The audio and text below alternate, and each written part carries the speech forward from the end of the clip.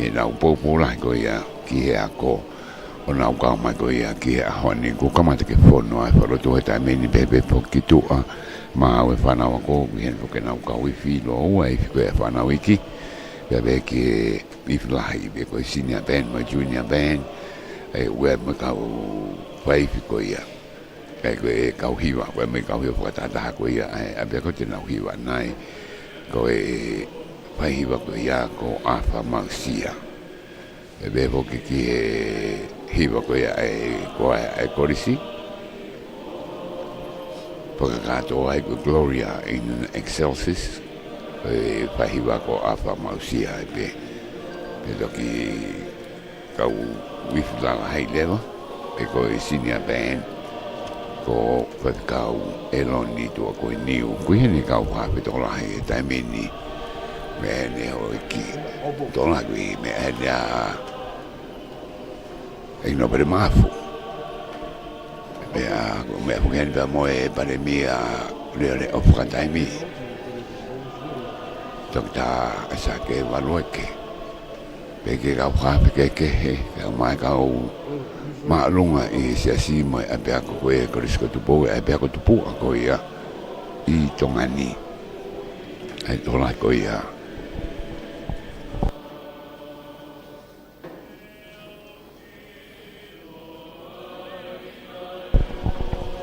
Pepe boki ba mo e whana wako e whakapo whana o te ko ia e ahoni anga maheni bede ya o mai a bea ko ni o ku mau ai me ko toa e ko e te anga maheni boki ka to anga a bea ko na te maheni ke spru wa whahinga utu na wanki i sueta e whana wala ko e fom fitu mo e bea ko whapapuri anga porque wa international o tu na ko te ko ka tapahina ko te pulu pe ko ka tapahina ko e tapahi ko na hiwi ma ta tari pe fa na ko e ta mini o sen fok pe mo e se ko ia o ka tonga ai preseni de ko ia sa susana ta ta na tonga pe ka o alfredi antiola ka ko ka ko ka mo to lu mo me mai mi tonga ni ngai tapake ke pe me morina ai ua ko ia tana tonga ai ke he ko ia ai apia ko ba to ia ko mo international ko e finga wa ko ki ba mo apia ko ko ni wonga toni ko tu e apia ko ni e takta i ka ni Moulton ni ko ni fona mo mi Australia na ro tonga pure ha ko ni wonga toni one ko tu wa ko risko tu po wala va no senturi mo le mai pe ko ui be ke ai ano paranga ngi ko ia ano pomana tu ai pare no ko no ia pe ko o po ha ko tana tu nga ko ni tamini pena ki moria tu ai wa ko ia ai pe ko finga wa ki ko ia ko sko tu po be mo ni nga toni ga ia to por fola ai tama tu ia ka do nga ta ia pe ko ni ne la ve fuka amu ko ke to hoko atu ai ta va ko ni pe Fotu'ai, toi fotu'ai, wa ako e pa ko toko lahe na tolu kuna o si me i niu ngantoni koe lava atu me e pa ko ni talu koe no fotu koe konga fo koe no koe koe international i taimini pe ku pepe ba mo e paleri koe apea ko koe pe ngai klas kehe o uia koe koe wa international ka una ulere na tolu koe ia i slapa koe apea ko niu ngantoni apea ko maari e foko e ki tano whakatu abe ta whakitaha ko e nai mo foki ai tamo ko unga whanua ta whatu pofua be peke ka utangata iloa i tongani e abe ako o leri mai ko ia pene whai ko tu e ta we o ko o si ke diriu ani unga toni ko e koristangata mo e fine pe ko e co-ed na whai whinga e kau matata o me kau koristuku lahi ai pe ai mo e loe lahi ai na e kore mai ki tongani kene a fio ke to koni ange moa he nau whenga ke koristanga tape ai ape a ko i e kono Tupou ai ka kena te we potu tuku e ke whakako i e tau fo tika ki maina mai whakamoe mitaha ai potu koe au tola me tau whanau Tonga kuna u hiti ato ako ai kuna u asi he whaiwa akapulu kuna ke ako benio nga toni ose whainga nihi ka koe utawake iloa au pito e tau whanau me he wata ko la kuna wasi ko ia i loto sene pe mo Australia i ta fa ko ia ka wa me na ngai scholarship wa inga ko ko ngala na or no sila abia ko ko na va inga jona lo mu to la hai pa na u e konga o filme to ngani o ave ki ai pe ave ki Britania pe ave ki Australia pe mono ai o tau te hina ko ni ala tu malo hi mai no be ki Michael Erin pai ai ola ni mai no ke hoko atu e tala ko ia ko risko tu po to dai Australia to dai Britania ke ko fo malo be foki ke ki nau ka be foki ke na tanga ai ki ko por malo lo wa sole mai no e na o fi mo ve ke ko ke to ni e val fit po ni ma ka my live stream my Broadcom FM broadcasting ke tau ka wa da mai ki fai no tu mortoni tana tunga ko ia e pe ko e wanoa wanima pe be ho ka fa malo ko ia ki e ko se tu ko fa caution e le pa ia ka tapu to'a ko se tu ko wanoa ta valu lo tonga ho kwa tu ai finga ko i ta fa ko ta tapu pe San Francisco e America wa te ta munosione pa malo e be ho ki o ma to fa ka te vita mo se sana to'a e la ka fa ta ko ia e honi ke o atoa ke mo me mai e ata pe mo e mo e we ta fe fia mo ta le atu ke ga ko risto to kotoa I murina te la me ke to la me ke bela na o mama ta mai he ta me ni ko ate ta fe fia ke ga ko risto ko ia fala man mafi pe ho ke a Samuel me fa na ko to na Samuel ali po ton fustu ana dola kristu ko ia kristu po pe ko ga ma ale le ana dolo mo me mai ko me ke bera ta mini ko ka kristu ko la vei ka ta ta vi fita mo dol ko to ai ngai pe tu ko to mo ka mai ke bo ka ma ma winga ko wa ma en be ta ka ko ta mo dolo me morina ta vi fita mo dol ga America ka ngai San Francisco Moulton at si sionere pa ya ka Tupouto'a lo dong fa finga go I hena I ta mini e blave go ka wa seria go hena la tu malo I no ya seria na ia bebe po ki Britania to la hena dol ko ia ko pa no mai me Britania ko te ta fia o hena Michael Eric pa ya I hola ni vai no Moulton I po ai mo ta laki la ve be to la damo del Britania ka wa pulu mo os me ai be to on ai to das poti va falang langi ko ne to tamai ta daria e pura ko pa ka sa mala funua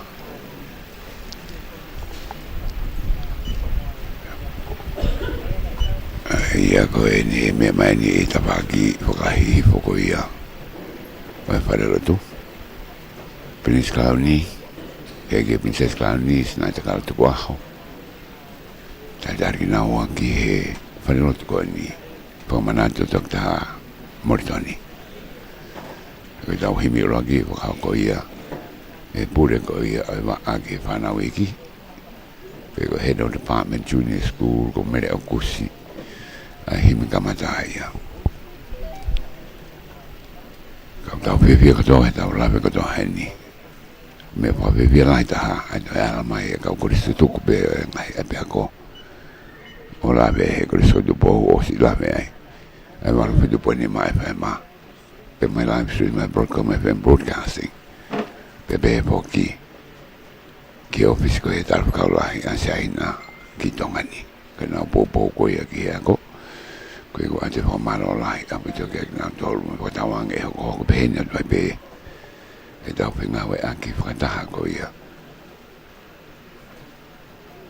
I ngai me beheni ahe apea koni. E tau kamata ae re te walwhitu mwene mapa whinga we aki moi kore sini ngai whare fo ongo kotu unga katoanga upahau koa o mai ge tau teo ni mawhulu e apea ko o lere mai e wa o mai ge honi. Tau ke ngā we whakataha pe. Pe porque tatalere tu que motor toki kau mai o malo que motor ko eu fale mai me ngai fo no mori o guante tatal fe ka motor e ni kwang e ka venga ko ia ai ani ni tuku o tau kai koe ki ai ke tau i ai ka venga ia a pe ko ke wanoa wani ma me ai tama prinsi ke no me anga ya ko hul ko ia ka venga me mati wa wa maru vesi wanoa moia ko i na tolu ke tau henga me ka to be ko ia ko tu ni atu be ko ni o ia te motor e au o au ki ngata nga o mamani Moulton me ke var fitu po ni ma FM mo live stream I Broadcom FM broadcasting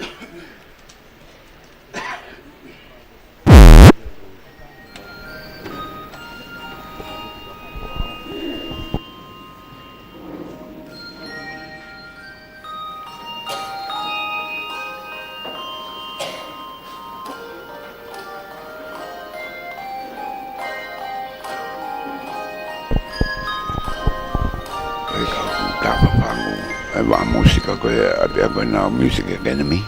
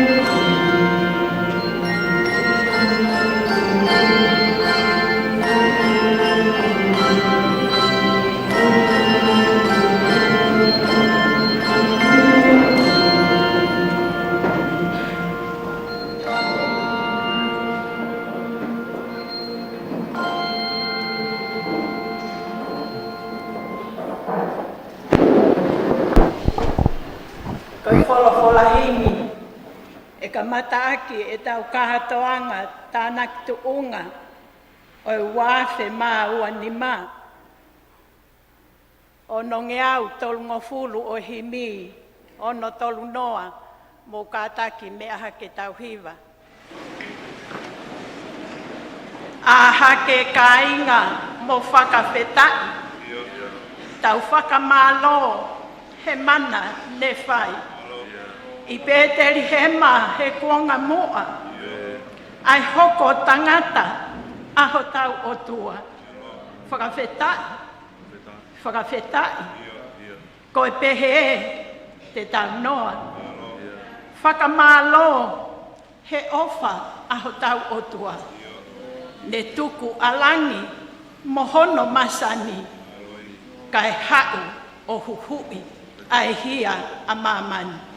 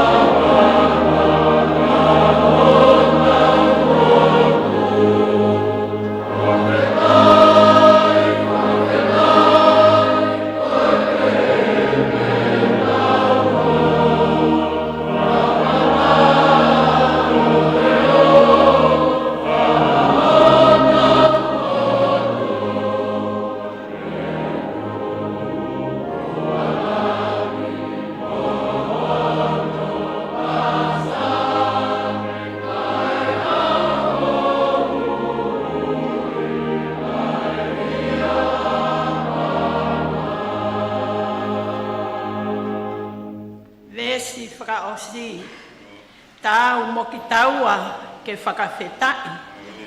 He aho aloi o kutai ai. Ko mea te puu e ke ta tuku pā. Ke mā te akii ai hau tāpu hā. Whakawhetai. Ko pehe te tau noa. Whakamālo he ofa au tau otua. Ne tuku alangi mohono masani. Kai hau o huhui ai hia a mamai.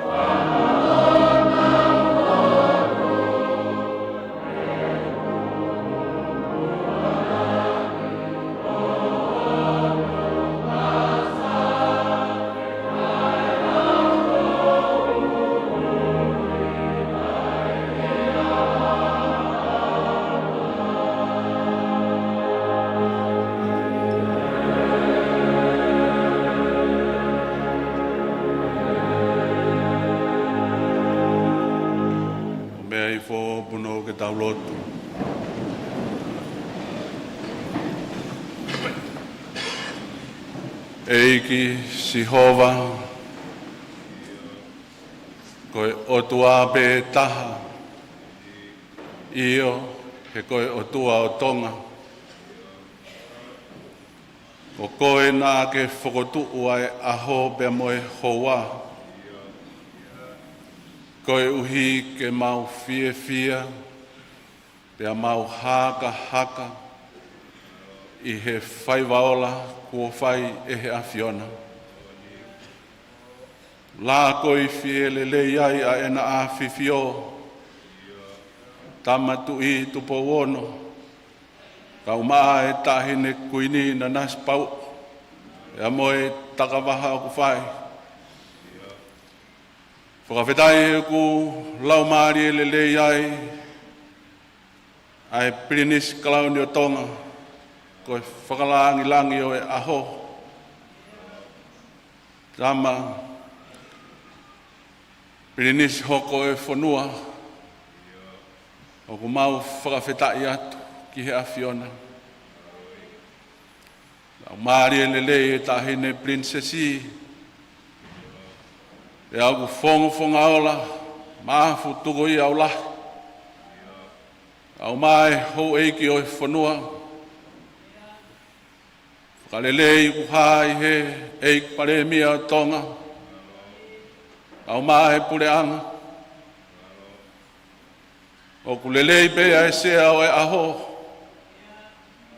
Sekeritai lahi o e konferenisi mo e taulua e whatongia mo e leo. O e siasi. Ko e korisiko Tupou e. O ku kei whakawhetai ho maulau maari e. Pure ako kau maho no kau tokoni. Tiu talahi kau mahe kau ngā whaiwhatongia. Lau maari e lelei. Ai tama ko tau whaahau manu mataongo. Ia mo e toe ngau e korisi. Oi aho e nai whakotu be Sihova. Mau whakawhetai atu ai ki he awhiona. Ko loa ia ho mau loto ke whakakatoa e katoa ngau e aho koeni. Pea koe mau lotu mau ai pe. Te utangata o whai he lolotonga ki he kaha. E kei fōu atu me he manawa koeni. Ai monu ia anga. O e whanua mo e lotu. Ia pehe ki he pure anga. Alo o whaeiki. O ke tāpua ki mai aho pia mohono ngahi whatongia. I oko e mau iai pia mohe a Fiona. Pia lava le iai. Ai ngafa mohe whatongia ko e. Ko e mau whakaafe atu. Lau maari e maa oni oni. Tau kātoa ngā mua. Mau lotu mo kore kotoa e ngahi me ani. Wāwhaho alo ko sisu klaisi. Kā koho mau eiki mo whakamo oi. Amen.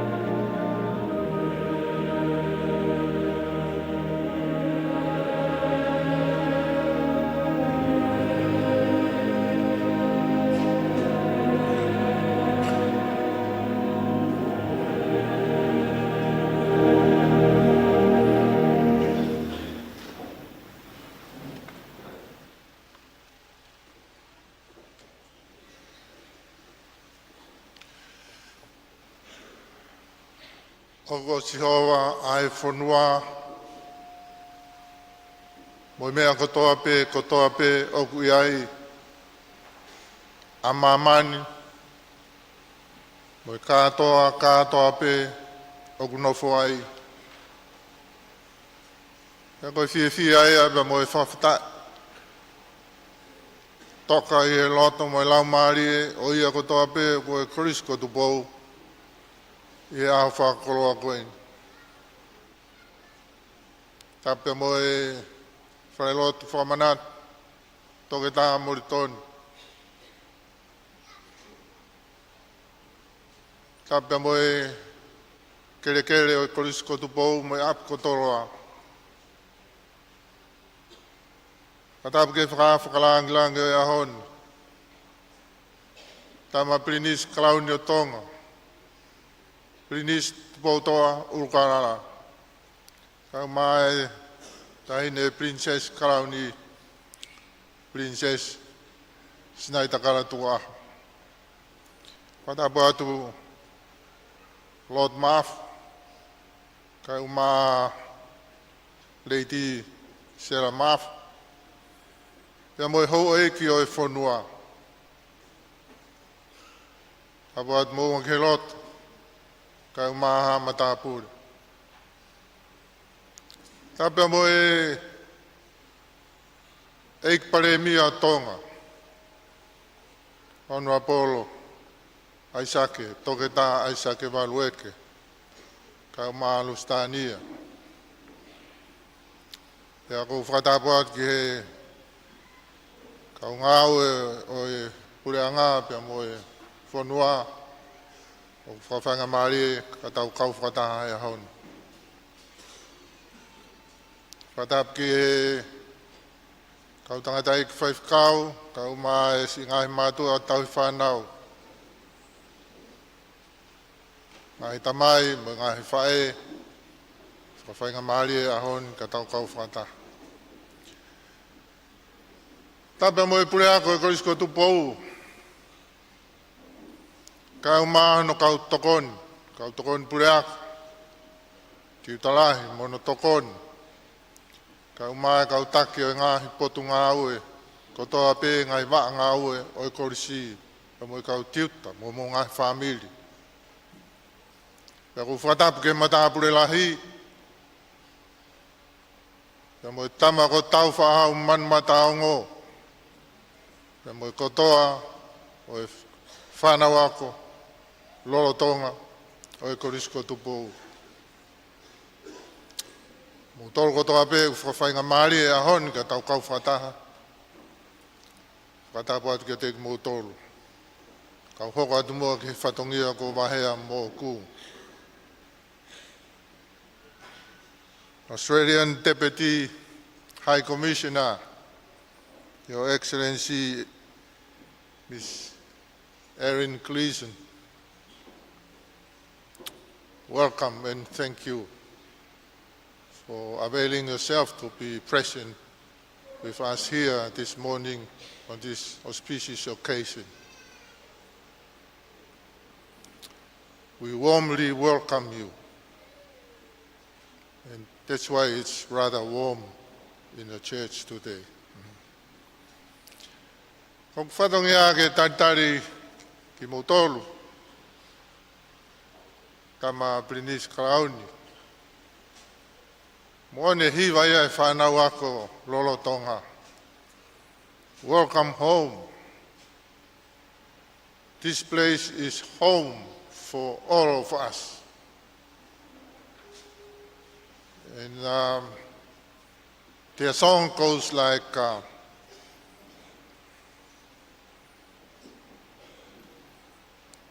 people may look at this as a school, but we call it home because it is home for us all. Koe tantari au mauwhai he ni. Si whia ke tantari lelei ki mou tolu kotoa pē ki api. Ko api eni, koe hua whaa. Koe hua whaa ni o Tupou puke ia he kere e api eni. Koe korisko Tupou. Ko Toloa eni. Koe uraki anga haa eni. Ek no pere mafu. Mea e wheituna. Koe uraki kolo eni.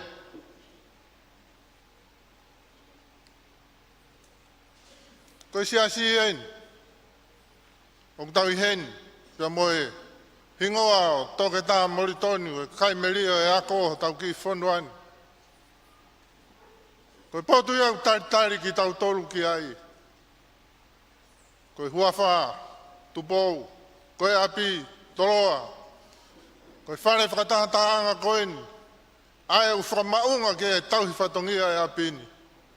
Koe whare lotu moritoni eni.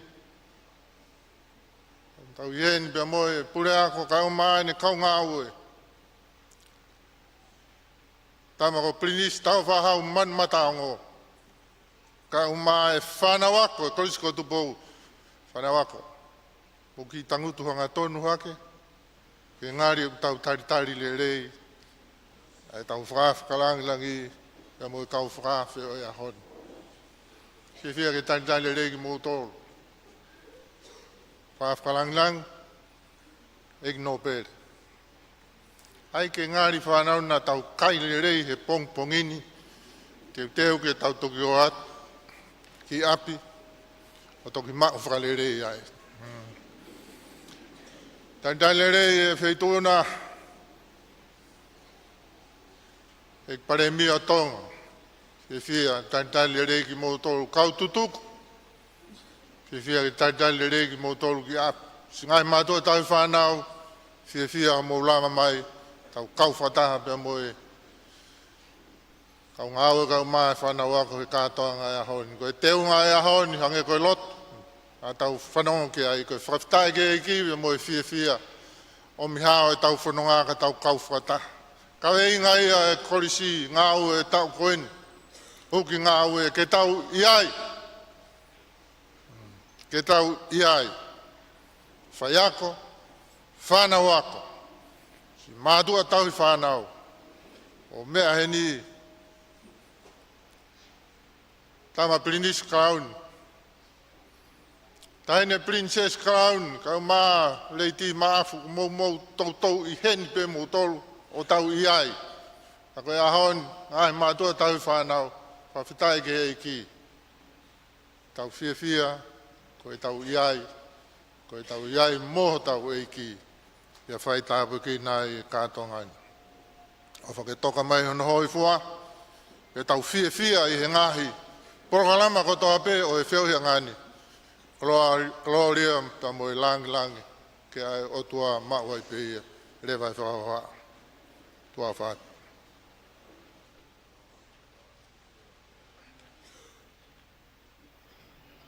Pure ako malolo, ako presidenti o pugi se sui santa taina Tonga, pepe ka freta tiola. Ta moe afio e o tua, pepe ka sa mala poni o tau lo Tonga.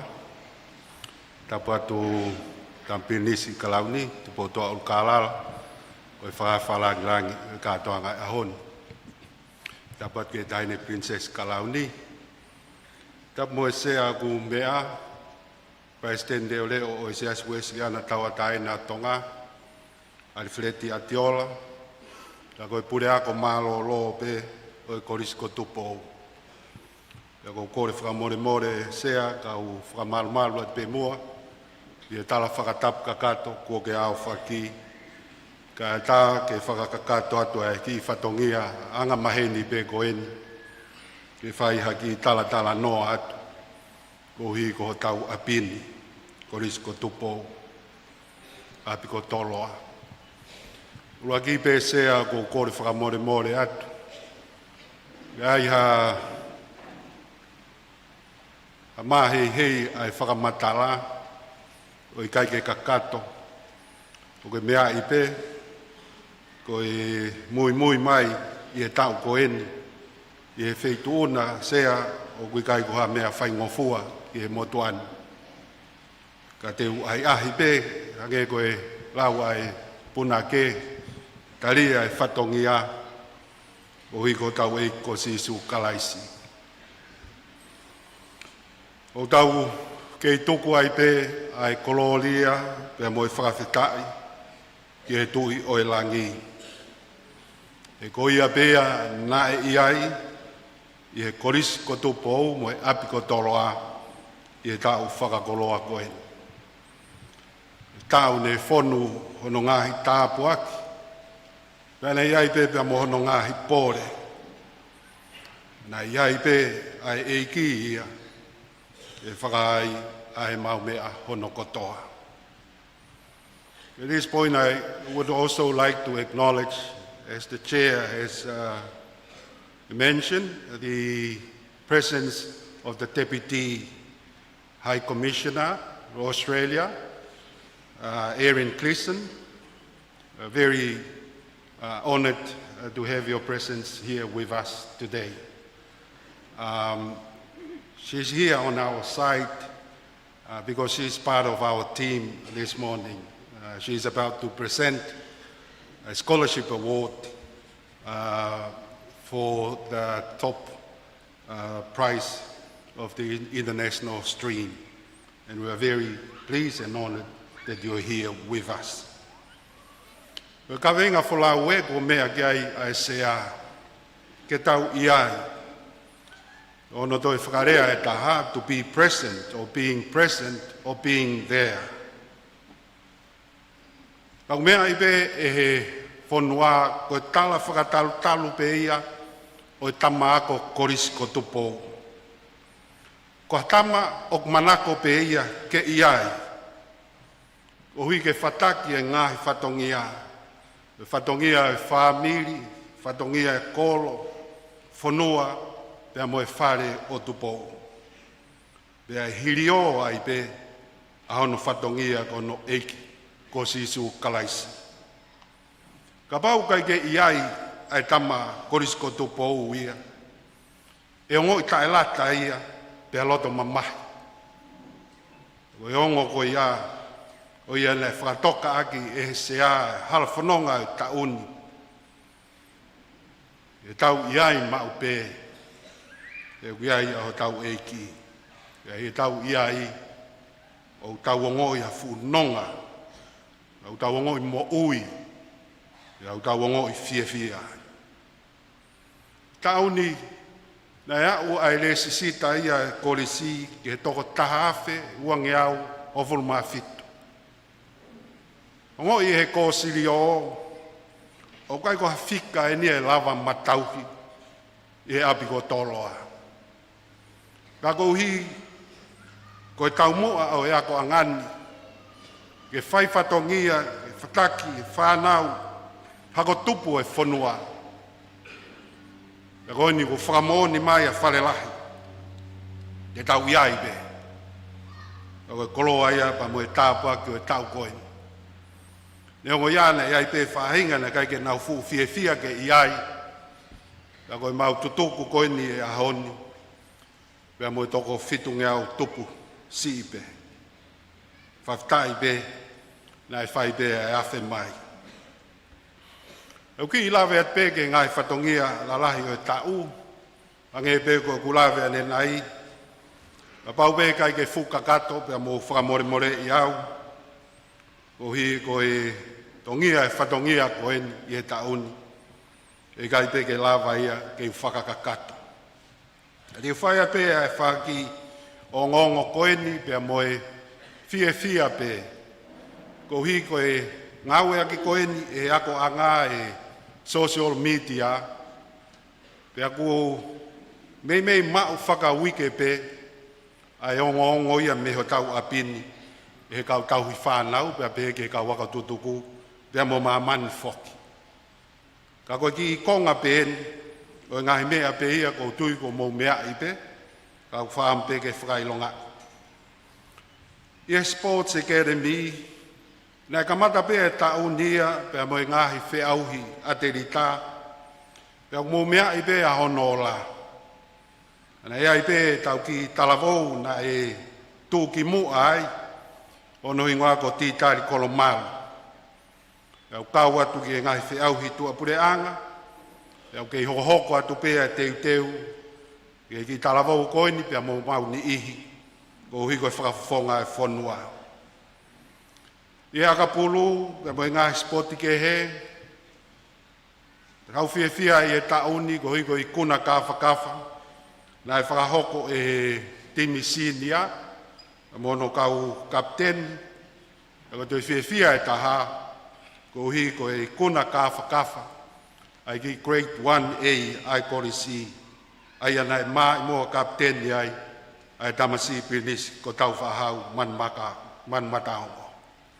Pea koe tau kakatou pe ia, ia i tonu, whare o Tupou i e malai spoti, e neongo kai ke ngata pe e spoti, ka pea e ngai whatongia lahi, o e korisi o kau ki ai.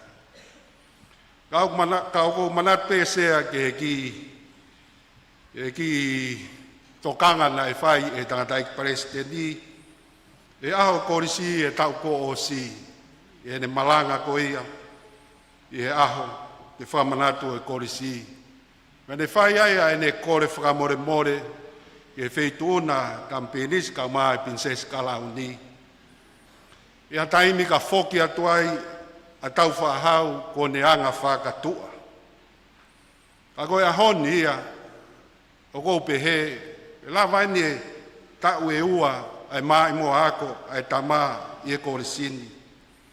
O tui e ki hua nge pe ai anga whakatua.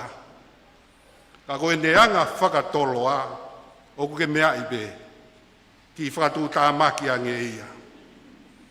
Ka whewhe, koe ki unga i pe ia, whawhita. E Music Academy, nai ka watu ai ki ngai whi auhi a tonga ni, pia moe ngai whatongia lahi o siasi, ngai whatongia e pure anga, pia moe ngai whamiri foki, e nau ngai mea whakaiki. Koe tau nei whanonga pe ai ngai whatongia e Academy koe ni, me kamata anga o e tau. O au pe ki he taimi sivi ai whanau. Au tau whamalo ia pe si tau anga e tare kita musika, e lo niu pia pehe ki he pōpou a ene timi ngā we, wa moe kau tau hi whanau, o ko nau tolu ai ki whanau koeni. O toi pe ki whatongia ia e taha. O amanaki pe koe ki whatongia whakaosi ia, ka nau ki mau ha malo lo, ko ike tau te waki o e tau katoa ngalahi i e tau fo'o. O nau teu pe ki he whia whalaite koe ni, ke whakakato pe ai ki whatongia anga maheni, ko e Christmas Carol Night. O mau kei whenga holo pe ke mau ha wheitu lelei, ko ike whakakato ai i he whalaite koe ni. E taimi fitu tolu noa, pia ko whakawhi kotoa atu ki mou tolu, e mou mea ange ki ai.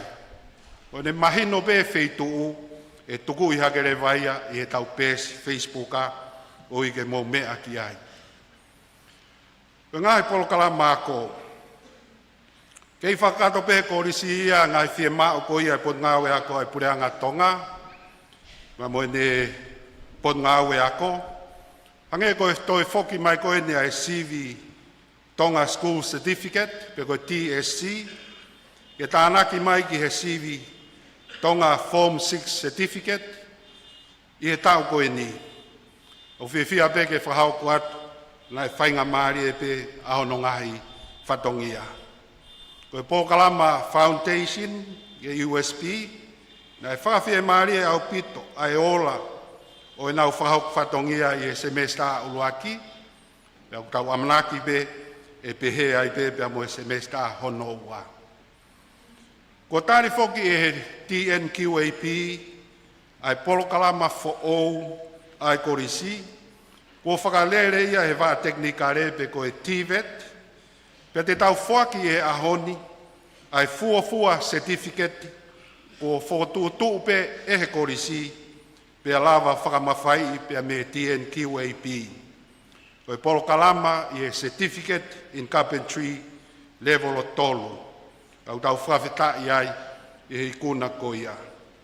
Ko e Pōkalama International Law, o whanonga lelei pe pe moia, pia ko toi mau mai pe ai ngofua, ke kei hoko atu ai CV HSC i he tau fo'ou.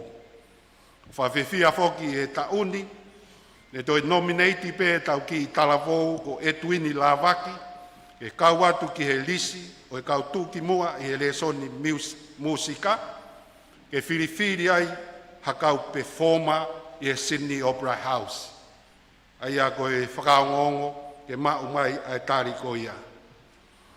O toi omi pe e ka wako tutuku niwinga toni, ha skolasipi e ua, e haongo ki talavou ke na wholawangi i e tau fo'ou, au whiri ai a Daniela Latai Lakepa, e a Mosale si tuipulotu Mapukawa, e na kamata ki naua i niwinga toni, i e tau fo'ou pe.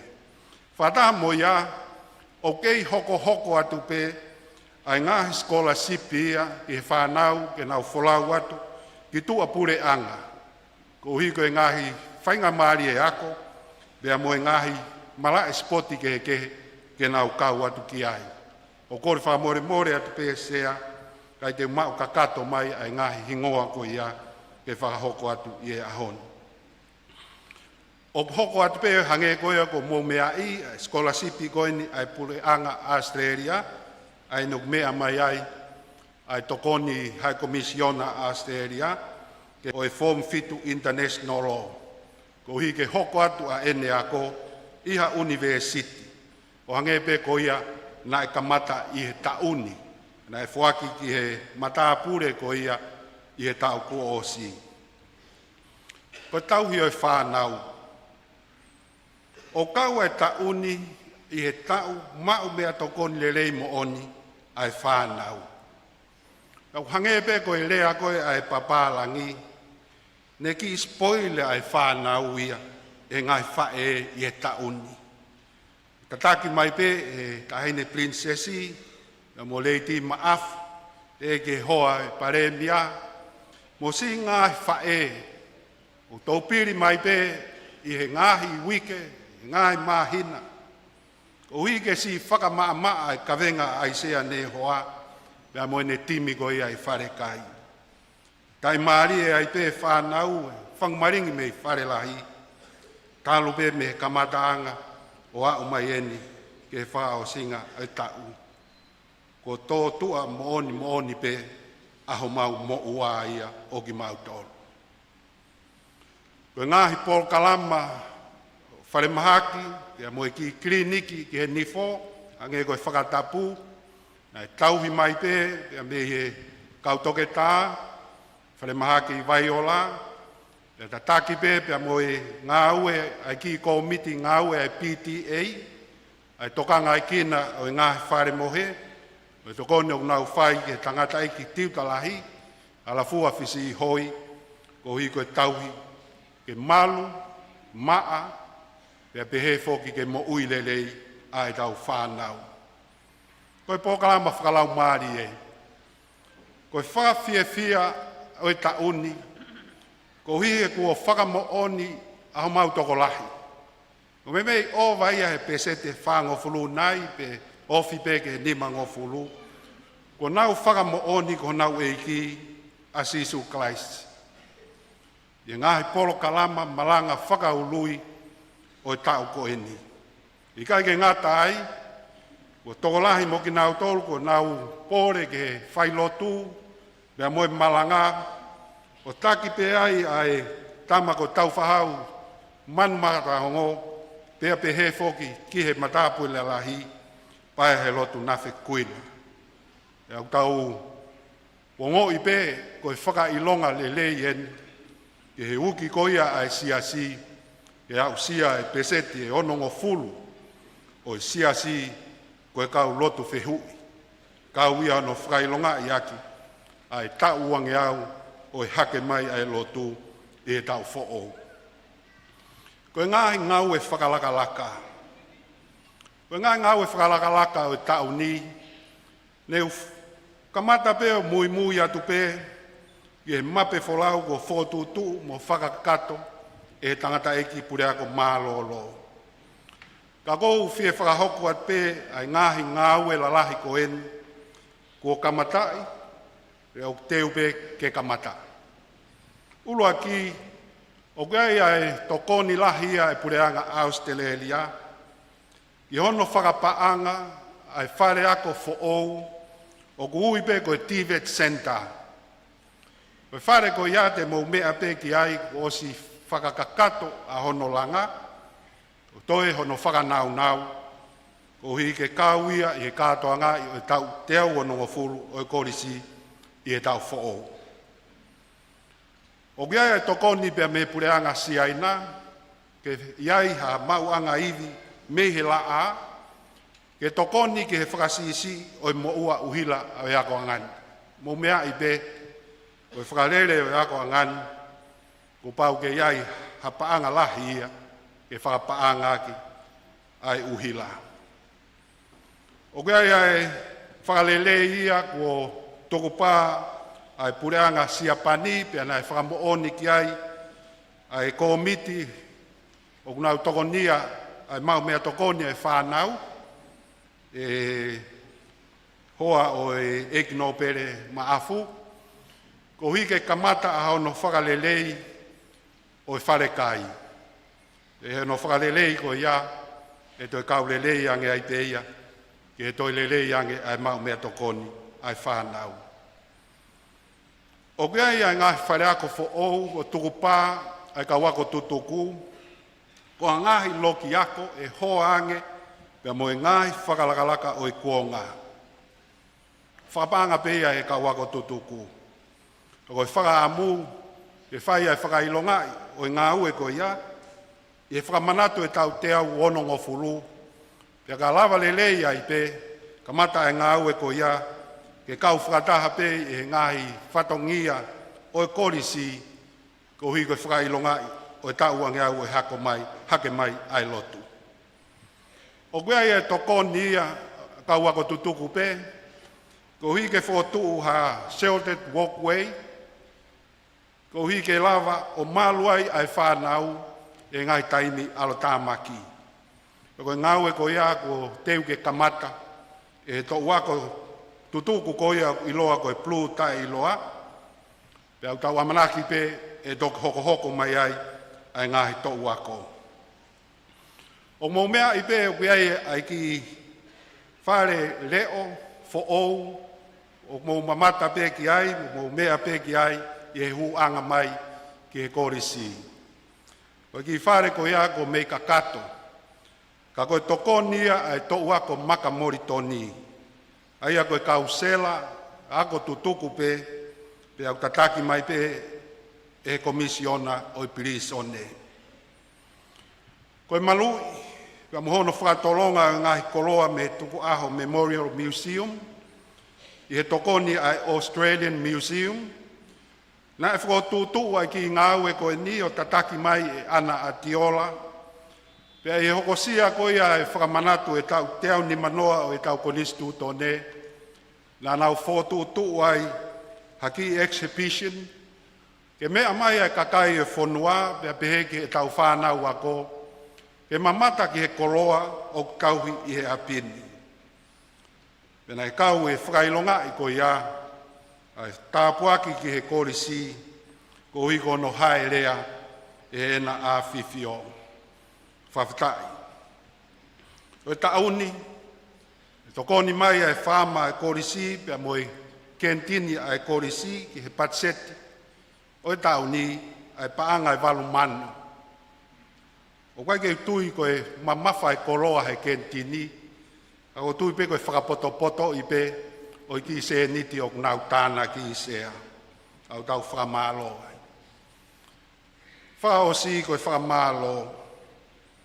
O kai whiunga halea ia, ke whai atu aki ai mau whakamalo, mo e honga ia mo on, i ngai tokoni ko toa pe, kua la venga monu ai aho tau apini. Api ko Toloa, wiai e koris ko Tupou, pia mo si ngahi whamiri o i kau ngawe. I ena a whiwhio, Tupou ono, ka hene kuini na nais pau mo e whare o haa mo e ofu.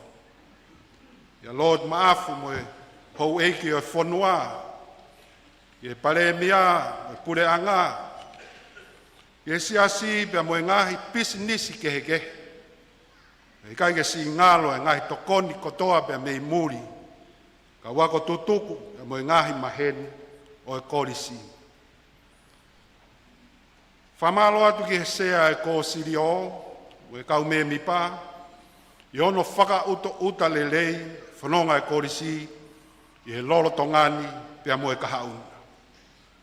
Pe he foki ke kau ngā we, so nau ngā whamiri, matapure lahi, tamako tau whahau man mataongo, te vita unga, pehe ke whanau ako.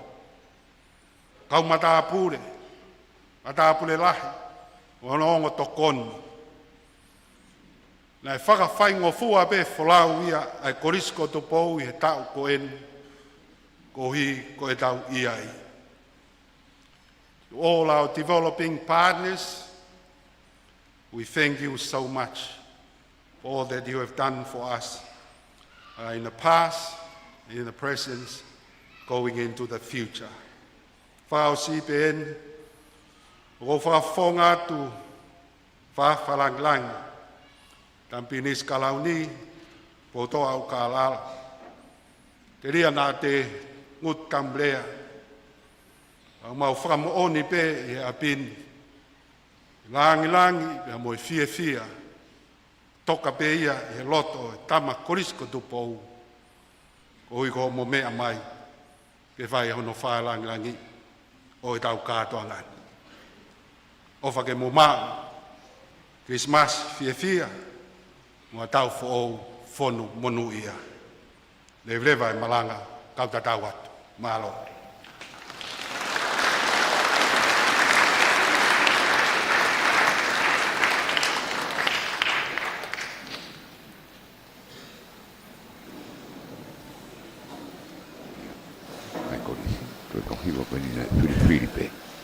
For unto us a child is born.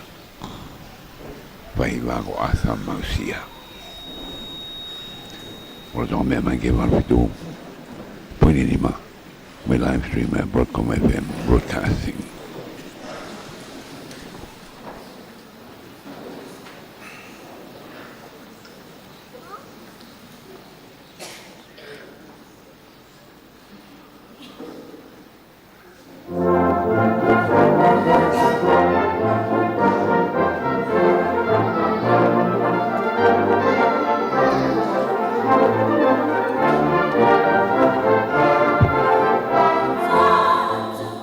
Choice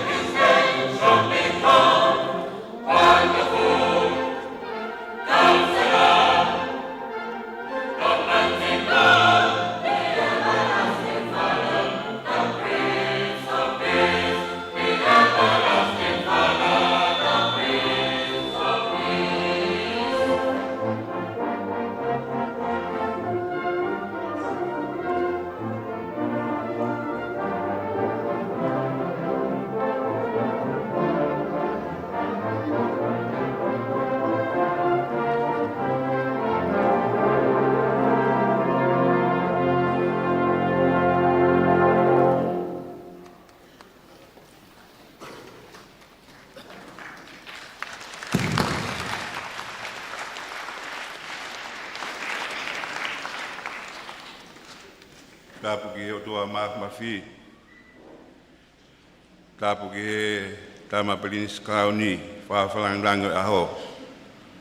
Tapu ki sea koukole mua ke uhu whangatu.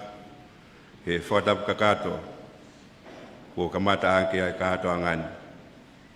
Kia tama e motuani. Ke u whawhongatu. Aho no ui atu. Ai whanau ako. Toko hongo fulu tuki mua. O e ngahi le volo taktaha.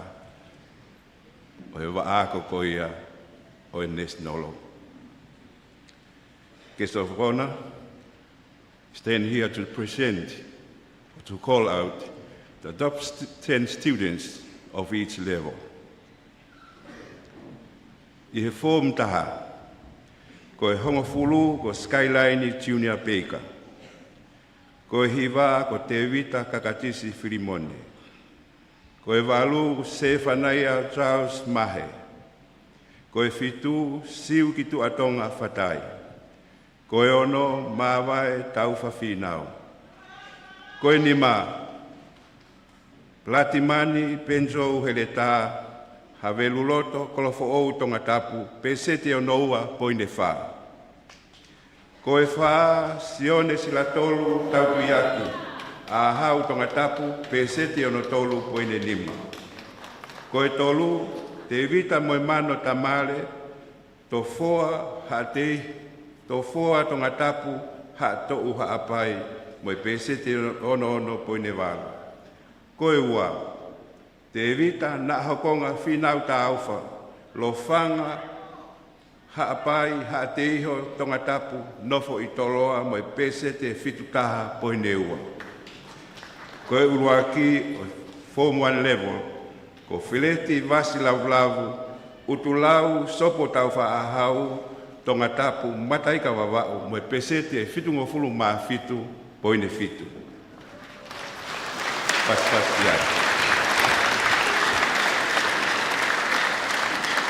Formua, hongo fulu, pua tau kanave pensoni taulani havea. Ko e hiva, se fesi finau folau moeloa kite. Ko e valu Joseph Freti Vakalahi. Ko e fitu eukaliti ikalalata i vailahi hala ufia. Ko e ono Fineasi Latai Junior Uhila. Ko e nima, te evita tuineau o whanua motu funaki. La paha Tongatapu moe Pesete e onongo fulu maa nima. Ko e whare whao tu iwailala. Hoi Tongatapu moe Pesete e onongo fulu maa nima poine ua. Ko e tolu, ta valea fulau holai o honua tu fui.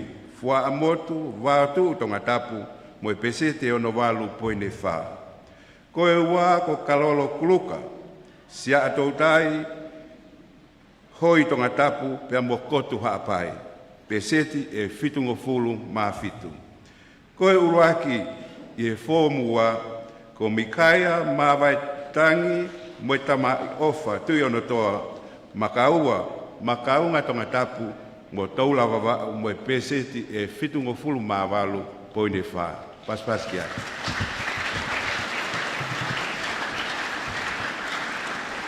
Form tolu, hongo fulu, pule Joseph Alenta ta ofa. Ko e hiva Sione Junior Matakayongo. Ko e valu Peter Lotu Mafua. Ko e fitu William Confelenis Fifita.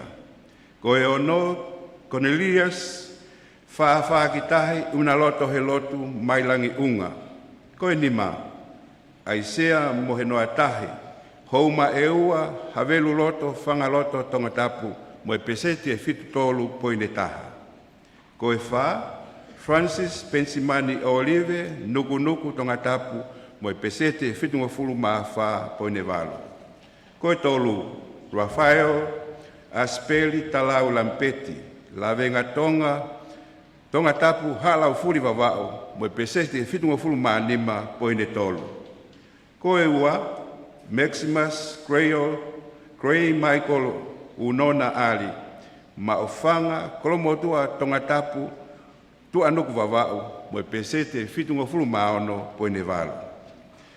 Koe uruaki taanga ka tiola moa o hofoa Tongatapu mo pesete valu noa po ne fitu. Paspasma.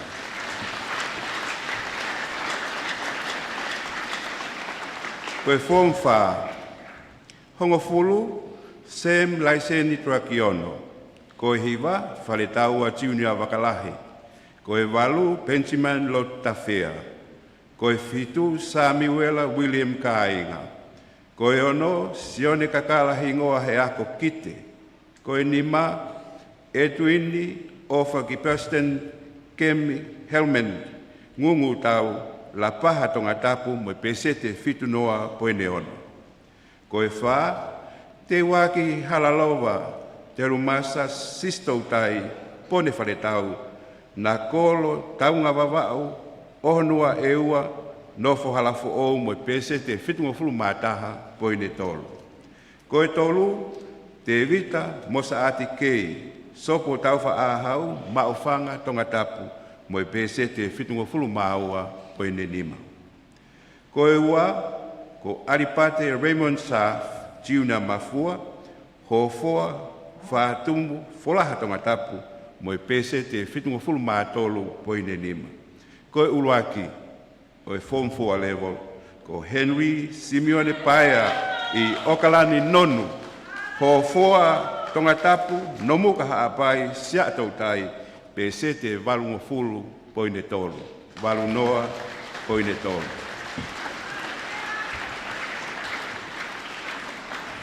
Form nima koe hongo fulu kikiloi logosuka koe hiva ke lepi moana foto koe valu setelo langi katoa koe fitu Derek Prince Willie Tuku'aho saulala koe ono te vita kuli kefu whakakoloa he kitu senturi aga pulu Toloa se kope.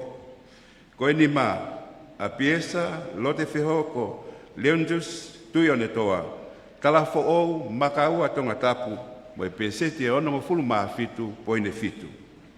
Koe wha Samuela Rixton ofa ki Colleyville mo ungaloa kolovai Tongatapu mo e pesete ono mo fulu maa hiva poine valu. Koe tolu Viriami hopoate he lotu lupe itu nuku masila mea Tongatapu mo e pesete fitu mo fulu maua poine taha. Koe ua wharefo o whatai haa te iho Tongatapu mo e pesete fitu mo fulu maono fitu ono. Koe ulaki Pensimani lupe itu Sydney potoi vehekite perehake te kiu Tongatapu mo e pesete valu mo fulu ma valu poine fitu valu poine fitu.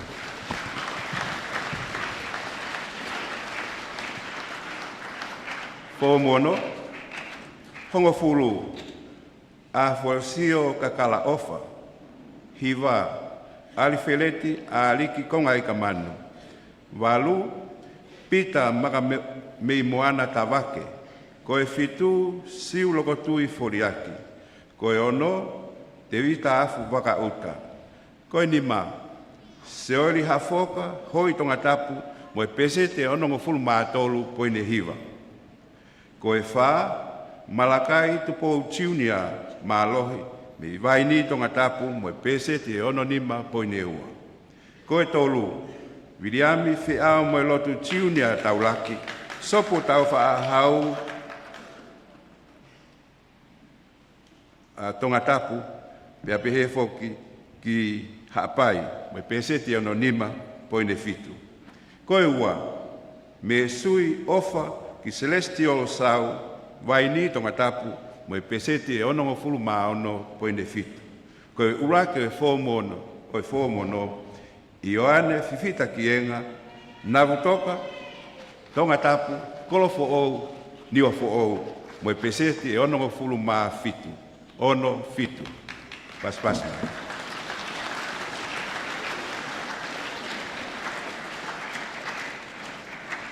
Koe class for ausig he national level koe form fitu koe a foundation na USB ko kina tolu ne to ko hong fulu tuki mua. Hong fulu pita po so afu. Ko hiva siosifa ahuafi. Ko valu El Nathan li sala amnak lelei ki kolotapu aholelei. Ko fitu paia helotu nafe kuila. Ko ono ofa la tu malohi kauwaka. Ko ni ma. Soane savelio tangi isaione vusi ne kesi. Taka motonga Tongatapu mo pesete valunoa poine hiwa. Ko fa palei na ngalu fana ola fa ulua me vai ni Tongatapu mo pesete valungo fulu maua poine ono. Ko tolu so saya vainga ma koni lava ke aho tu ata kilangi Tongatapu mo pesete valungo fulu manima poine ua. Ko ua siale vailea olo ua vava havakatolo fanga pilo levu nofo i Toloa pesete hiva ngofulu maua poine tolo. Koe uraki o Form Fitu Foundation tu amelie fia ke whakamo ui whaiwhekau i Toloa sema eukaliti nuku matahau Tongatapu no muka nuku he tulu whakakai loto fo haapai nofo i titi ai fasimo yafe atungi mo pesete hiva ngofulu maua poine nimu. Hiwawa poine nimu. Malo.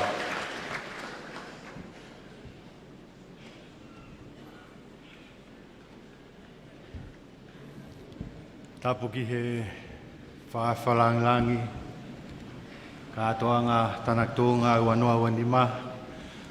Tapu ki he tangataiki sea o kore ke hufanga i he whakatapu ko a whaki ai whakaongo atu a ki nau tōru tu ki mua i he tau vaako ko ia ko International Stream.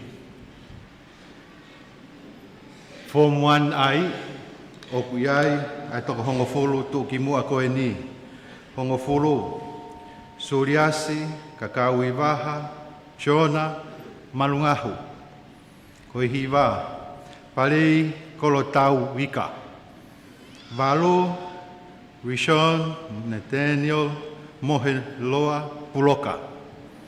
Fitu, Ahokava, Manuia, Christian Fine, Lokotui. Ko i ono, tui o whaitotonu, Lokotui. Ko i nima, Ricardo, me te ofa, kuisano, me makave vavau, lavenga Tonga, peseti e valungo fulu maafitu. Ko i wha, Isaia, sione fokove fonua, lo mai viti pukotala hapai, pesete valu fitu, poin valu. Tolu, Filipe, tu moelau Sydney Chiunia Saamate, o whawau, o ua haapai, no whawalo aloa pesete valungo fulu maa valu, poin fitu. Ko e ua, Kalapoli, tu he lau Chiunia, tu mo e lau Chiunia paongo, pesete hivango fulu maa taha, lo whanga pangai haapai, no whohala wawe. Kapteni o Form 1 ai, Mauia, e Isha, David, whakaatu i meilangi valu weke. Ko e peseti, e hivango fulu ma tolu poin fitu me i vau tuu na mo whahefa Tongatapu.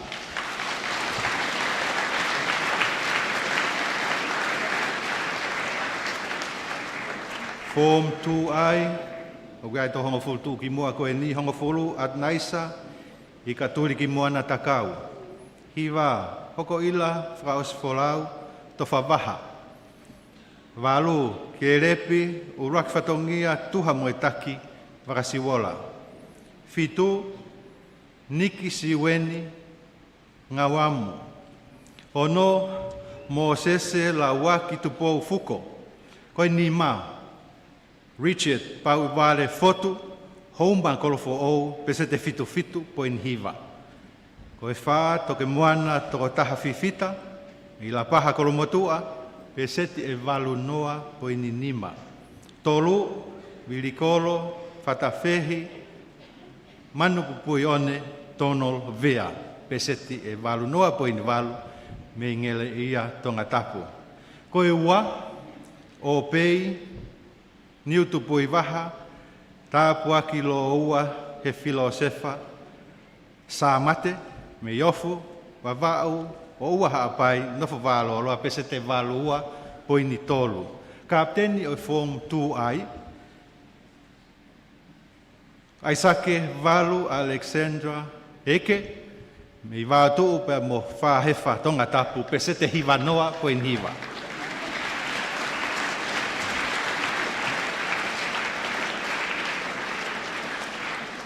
Form tolu i he tau Vaako International o guai to hongo fultu ki mua koe ni o sa yasi fale a wha kupu hiva o peti kalausa valu latu ciu nia taktaki fitu kamperi tui pulotu taufa ono tu alau eiki Joseph Mahe nima sio saya tangata fale i fo ui hoi Tongatapu tapa nekare San Francisco pesete fitu hiva po in tolu koe wha tai maari e meilangi Tupou fisi i hoi utui vavau utulau nofo Toloa pesete wanoa po in yono koe tolu whakawā atu whinau tufuwai e ua nofo si atou tai pesete walu wha po in iua koe ua taniela mapa metu isela utulei vavau kolomotua kolo vai pesete waluana po in hiva kapten o fom tolu ai Walter Young Fifita talau vavau kolomotua Tongatapu pesete walu po in iono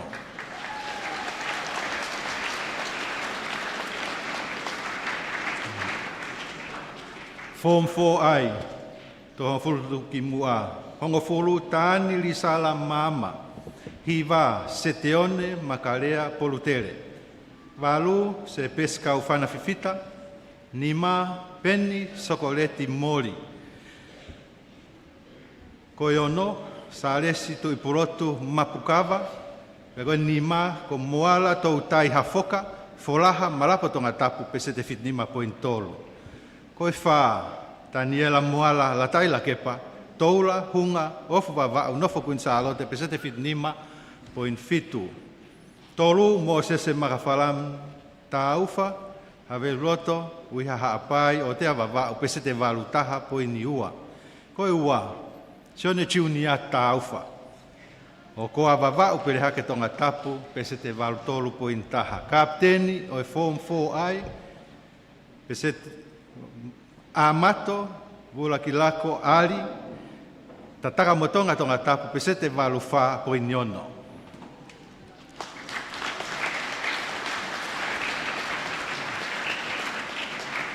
form nima ai hongo fulu siosifa hala tuituia koe hiva aminio maileseni valu mautohi muli fitu nasiri tukimaka koe ono hala fihilangi fisi hoi nima taniela havea ika kore loa haapai ne afavau pesete ono tolpo nima koe faa te vita tai fukafuka o sia lei ofa tangata e waha munga one fale loa peseti e ono fa po in fitu koe tolu Tupou fai ana fei moe fiafi uiha haapai holonga Tongatapu peseti ono nima po in yono koe ua saula te au alukalimi Petras fifita felemea kotu haapai nofo halamau i pesete ono po in hiva kapteni o form 5i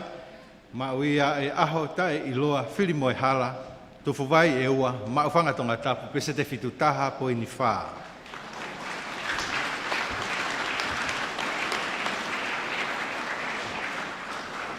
Form 6i hongo fulu Tony Lee Johansson hiva Mikaele Tale valu le meki sipe vaitaki fitu saya malakai fifita ono Paula Puhinui Kohinoa nima John Chetitaya Maireseni Kolo motua pa mo la paha pese te ono.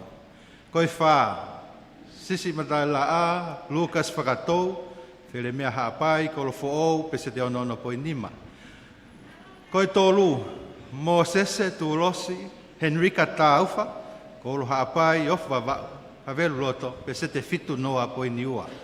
Koe ua, uraki tau he lotu unga, kolo motua, pe tani, niua fo'ou, pese te fitu noa po invalu.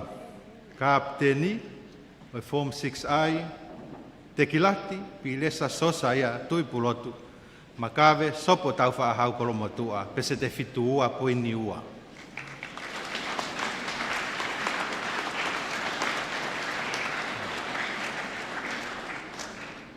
Tō hongo futu ki mua i he form 7i, hongo furu si mote Toloa Muala, Hiva, Siosifa, Enfonisa Mate, Valu, Ashley, Kauwaka Lasike, Fitu, Junior Tupou Ohuafi, Ono, Etuini Lotu Lavaki, Nima, Samiuela, Junior, Taungakawa, Haano, Havakatolo, Pesete Fitnoa.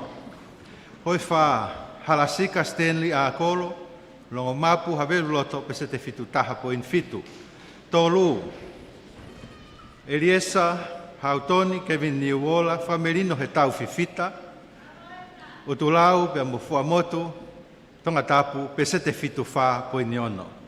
Koe ua, William, Vailahi Tatafu, Tarihau, Alaki, Moholonga Tongatapu, pesete fitu ono poini tolu.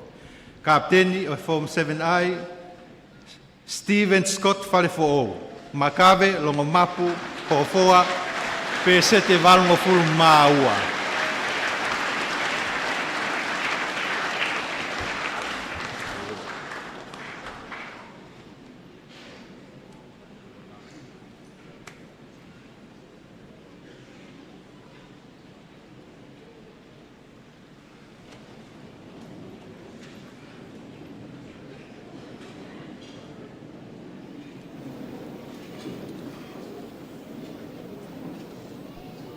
Policy, Gloria in Excelsis.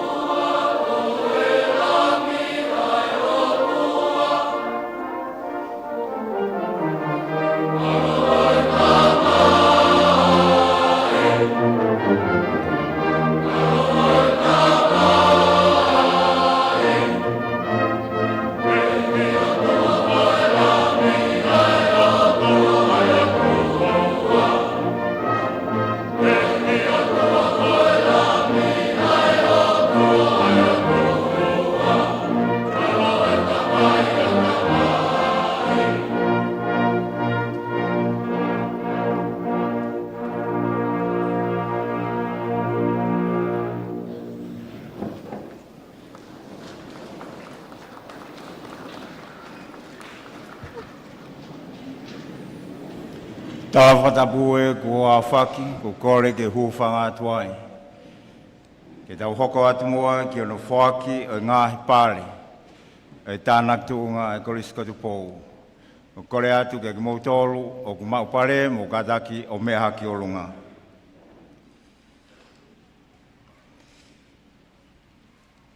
Whawhalanglangi,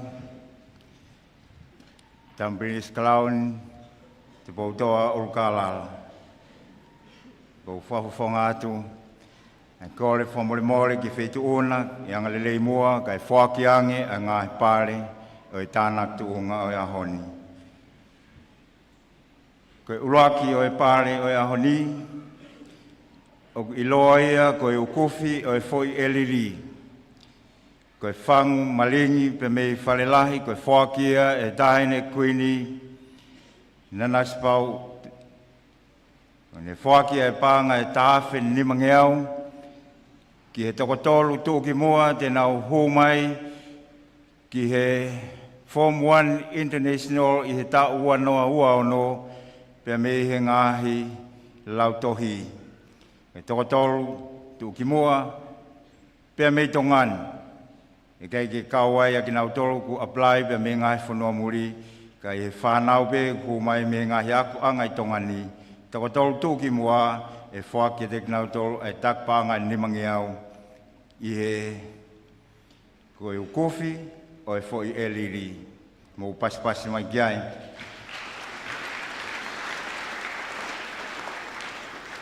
Koe matapule lahi o e ta ua noa ua lima. O ku whaki ia Ko ipu, whaki e whaifkau, David a Eukaliti, ko mtāpure lahi, o e tai wahi wani mā, mo tai wahi wa ono, whaki pia mo e ipu, e he kautatu tuku, Awesome Plu, o ku whaki e, i lei mātua, holonga, wawau, nofo, e korisko Tupou, ko paia, he lotu, nawhe, kuila.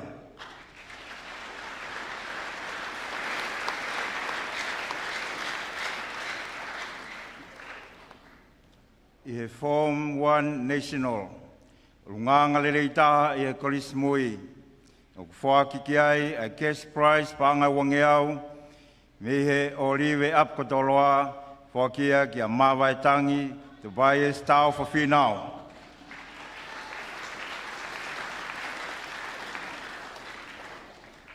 Ko tolu whakatoa o e Form Taha National, ko peseti e ono fuma ono poin walu, Mauia ki haatou, haapai, tofoa, Tongatapu, Tevita, Mone, Mano, Tamale.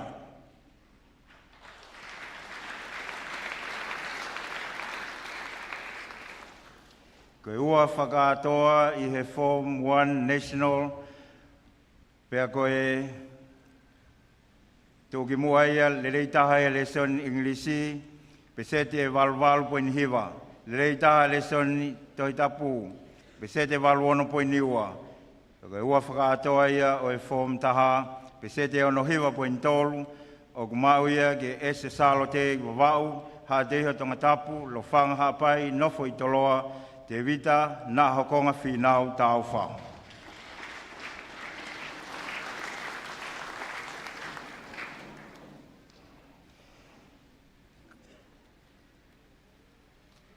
Koe tūki mua rewa i he Form Taha, Captain whakatoa e Form Taha National. Koe pesete whitngo fulma 5.5. Koe le rei taha lesson whika, pesete whit taha poin wha. Whaki ki ai pia mo e pare whamanatu o Karistiane whikau ak whanua e pānga nimangi au.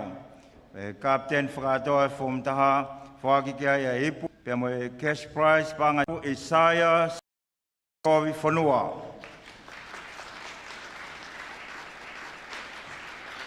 Ke tolu whakatoa e Form 1 International peseti e valvalu poin fitu. Whaki kia e cash prize pāngai te au me iofu wawau o ua hapai nofo valo loa Filipe Samate. Ke ua whakatoa e Form 1 International ko peseti e hiwangofuru mātaha poin ne taha. O ku whaki ia ki lofanga e pia mo pangai hapai nofo hala o wawe Ko e pāre cash prize pānga e te au e Tongatapu aisake eke, whakia ki a Kalapori, tu moe lau tiuni a Pāongo.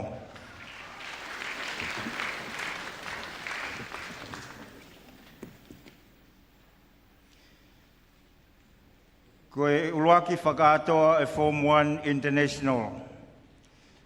Ko e peseti e hiwangfulu mātolu poin fitu. Pea koe lelei tahaia i eleson lea Whapritania, pesete hiwa lima. Koe lelei taha i eleson fika, pesete hiwa wha poin walu. Whaki ki ai a ipu mo cash prize panga te au e kautata tuku Awesome Plus, pe mo e scholarship panga ni mangeau ki wanoa wano, koe whang malingi mei whalilahi e tahine kuina naspau ki he kalasi international.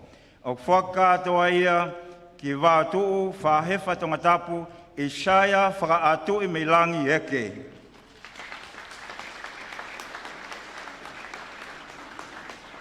E tau hoko atu ki Form 2 National.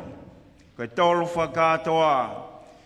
Koe tolu whakatoa o Form 2 National. Pesete ono walu poin wha.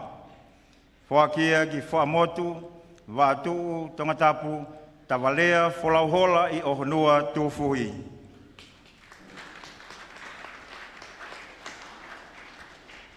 Koe tūki mua eleison whika, pesete walu noa poin fitu.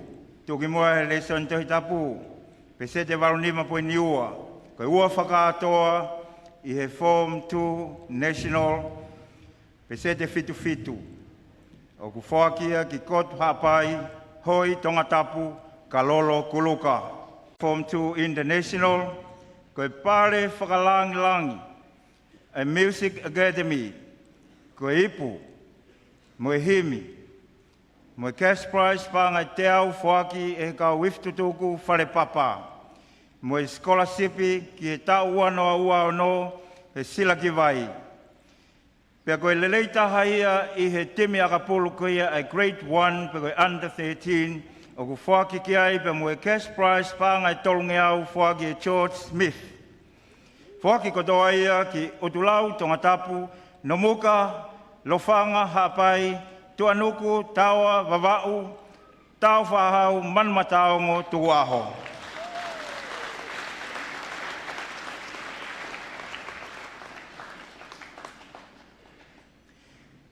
Koe tolu whakatoa i Form 2 International, pesete walu noa poin walu. Whaki ki ai e cash prize pāngai te au. Whakia ki ngele ia Tongatapu, Tonol Vea. Koe ua whakatoa i Form 2 International, pesete walu ua poin tolu. Whaki ki ai e cash prize pāngai te au, e Tongatapu aisake eke.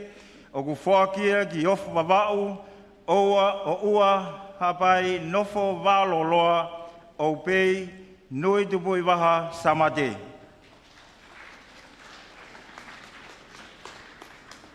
Form 2 International, peseti e hiwa noa poin hiwa.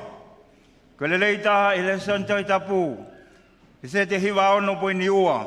Tuu, whahefa Tongatapu, aisake walu Alexander Heke.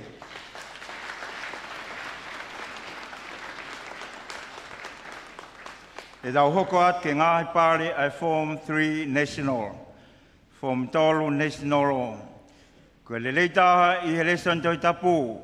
Pesete e walungu fulma anima pointaha, whaki agi pēa Tongatapu, koloa wawau, sione i Falemi, Junior, Matakaiongo. Pe tūki mua i he leson whika. Pesete e hiwango fulu poin fitu. Ko e tolu whakakatoa ia i he Form tolu. Pesete e whitngofulu mānima poin tolu. Whakatoa ia ki halau fuli wawau whātumu Tongatapu Rafael Asperi Talau Lampeti.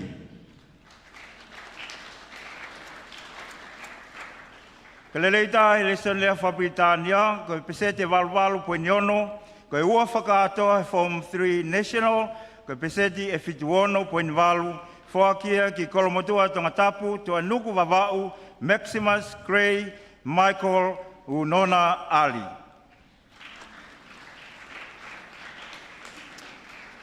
Koe Captain whakatoa o Form 3 National. Peseti e valungafulu point fitu. Whaki ki ai a ipu mo cash prize panga e tolungeau e Awesome Blues.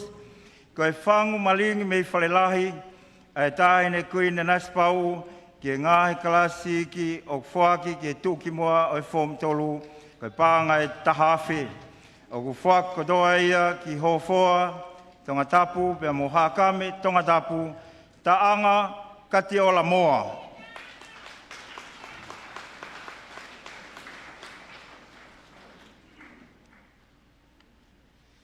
Ko le leita he akapulu under 14 be grade 2. O ku whaki kia a cash prize panga wangeau e George Smith. O ku whaki kia utoi kamanu tuipulotu. Ko le leitaha, hono tau hie ngoe matalai akau, beko tamsi tō matalai akau le leitaha. Whaki ki taua, wheretoa wawau, pohiwa he lotu, loto a hea.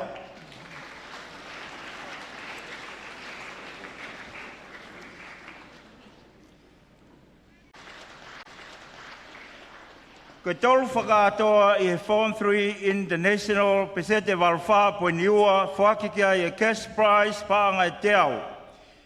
Whaki ki tufuwai eua sia tautai whakawā mo atu whinau.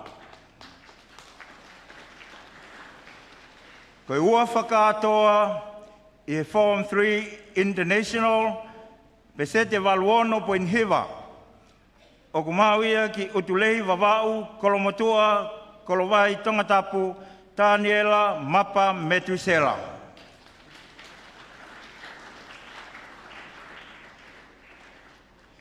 Ko tuki mua i he lesoni Englisi, pesete hiwa walu pointolu.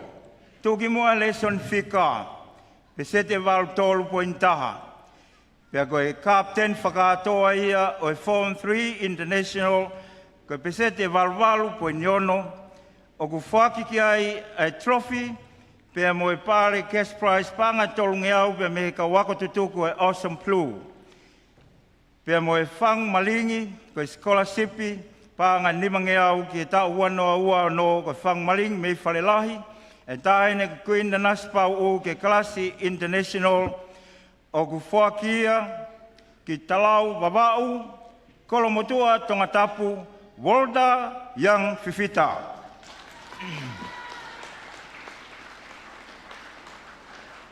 E dau hoko atu ki ngahi pare ai Form 4 National. Form 4 National. Leitaha i he akapulu ai grade tolu. Whaki kia i cash prize paangai uangeau e George Smith. Whaki ki niutoa Tongatapu, futu eua nofa Toloa. La tai maumi tu he fohe kai manoa se gulupe liku.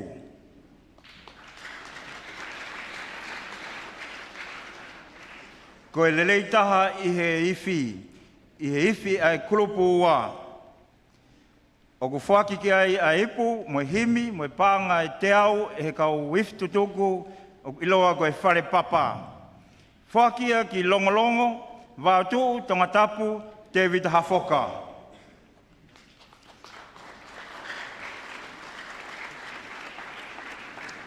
I he Form 4 National, ko e tuki mua, ko le leitaha i le son lea whapitania, pesete whitngofulu maaono po invalu, whakia ki ohonua eua, hala fo'o Tongatapu, te waki halalova te ru masa sistau taipone wharetau.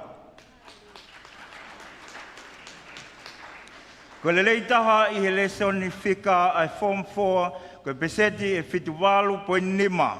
Whakia ki sa tautai, Tongatapu pe mo noapap wawau, Lopeti, Mason, Josiah Brown.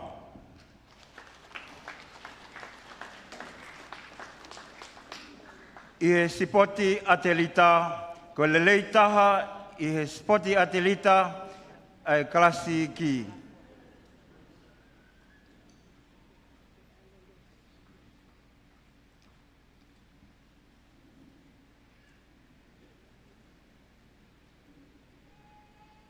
Form 4 National, pesete fitolu po nima, whaki a cash prize e toketa ai whaki a cash prize e toketa ai sake eke.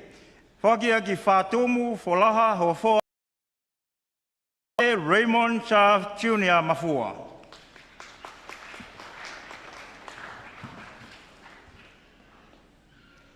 Ko le son Tongatapu, tuki mua le son Tongatapu e Form 4 National ko pesete wau tolu poin fitu. Ko Captain whakatoa i he Form 4 National ko pesete wau noa poin tolu. Whaki ki ai mo ipu, mo cash prize paanga e whangeau e kautaha tutuku Awesome Plus. Pea mo scholarship paanga ki he tau ua noa ua o no, e kau wako tutuku me Amerika me Palo Alto, e Kristo tuku yoke tau lua o ku whakia ki nomuka hapai ho whoa Tongatapu Seattle tai Henry Simeone Paia i Okalan Nonu.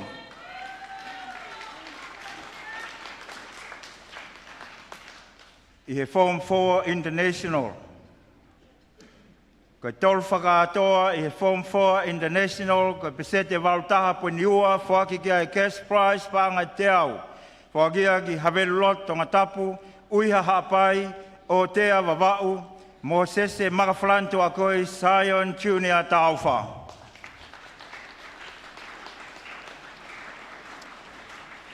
Koe ua whakatoa i Form 4 International, koe pesete wau tolu pointaha. Koe tūki mua ia i lesson whika koe pesete wau noa. Whaki ki ai cash prize panga uangiau, toke tā William Latu. Whakia ki o koa wawau, pere hake Tongatapu, Sione hautau Waisele Junior Tauwha.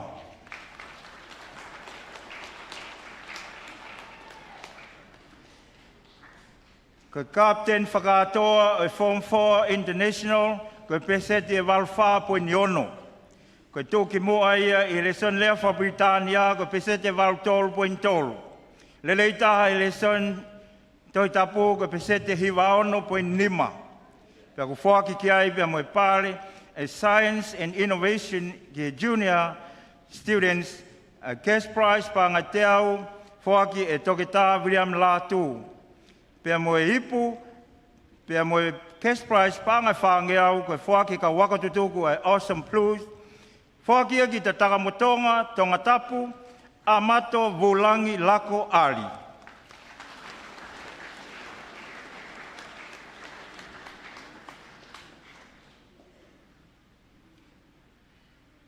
Tambrinisi whawhalanglang ko Kolfomolmore ke tau hoko atu ai pemua mo ngahi pare ai tivet, ngahi certificate ai proklama ako tiveti.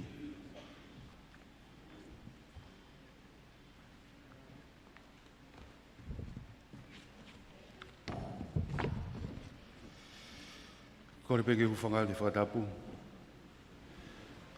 Tau Berinisi, whamoremore pemua ki militsi pe. Ke whai peha ki whamatala nou whiunga pe ui ngā koe toi whakamanu iako wa mana ke whake ahoni. Kore mua kau tānak tuunga, mou tolu koni he proklama level o tolu, mo mea ki olunga. Level o tolu. Mo mea mai whahoko mai ki muani. Koe ahoni o ki ai a toi whakamanu iako e hongo fulu, koe lava ia ngā aue, nā tataki pe he sea kātoanga. Ka koe pureko malolo. Pehe ki he pureko lolo tonga. Nei ka mata ai ngā aue koe ni pia mei he pureanga motua, ono whakapaanga i he set project. Penei e whakaamuai ke lava hasino whengawe aki muri, pia pehe foki, ki ono whakakato ai proklama koe ni i tongani i he tiene ki OEP. Pea koe ahoni whawhanlang kua kakato ngā ue.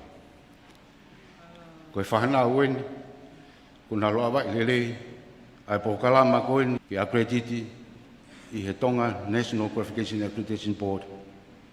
Pea koe ki nau tolu ueni, ai toko hongo fulu, koe kau fulu. Tata mo Tonga, pea mo Lapaha, Kereto, Mailau, Pailate. Ka me tata mutonga i pe, o mare selo fuka.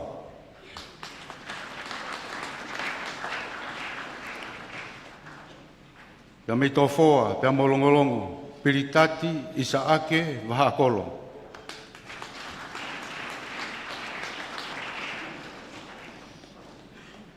Me perehake, siaosi, Blake, vainoa.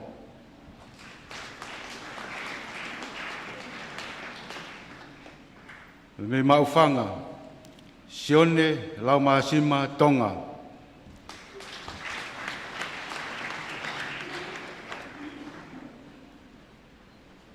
Pea me pea, pea mo pahu, sione, levaleti, ta meifuna.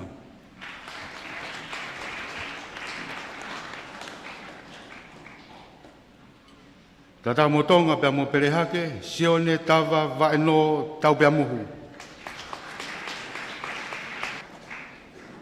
Ta koe whakaosi pia mei poke o Suriasi, Tongia, Fuskata.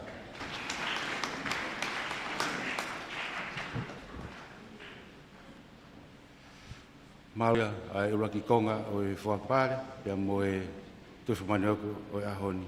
Maro.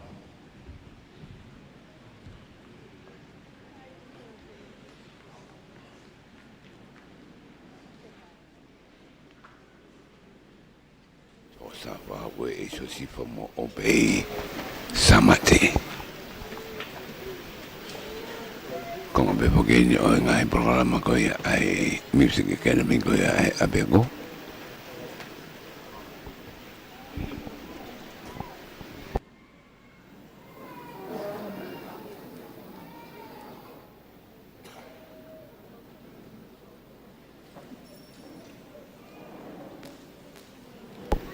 Varmi tu pani mai pema, pema ke live stream e Broadcom e broadcasting. Di tanang tunga ko e Chris ka tupo wanoa wani mamo komaro e bepoki. Ngare le ka Chris tu ko e pakao. And help us to be wise in times when we don't know.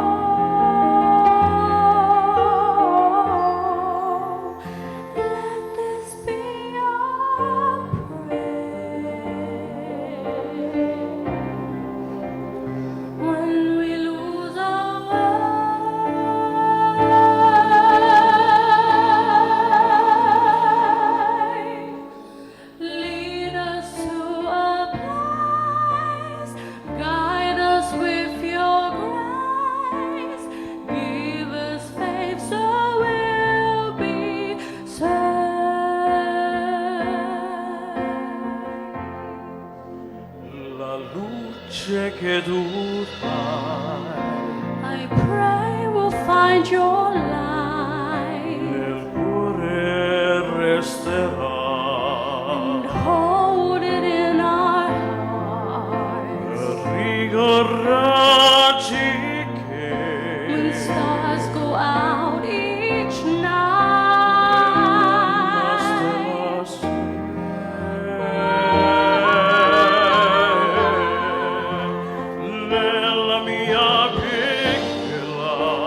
Let this be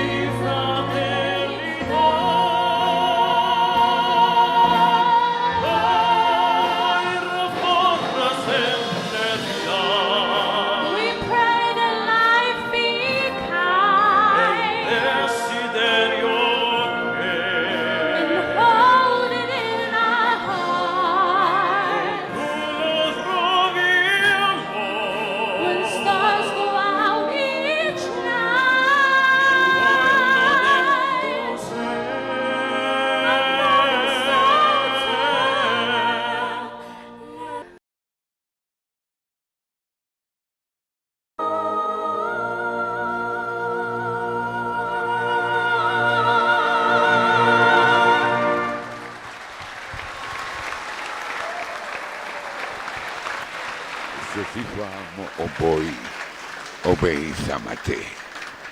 Tau hoko ki he tiveti, kasalai. Whawhalanglang. Te whai ai kore whi matamua koe ni ke whakakato na mua e konga whaosi. Me whaki e ngai pare, e tānak tūnga e kolisko Tupou, e tā ua whewua ni ma.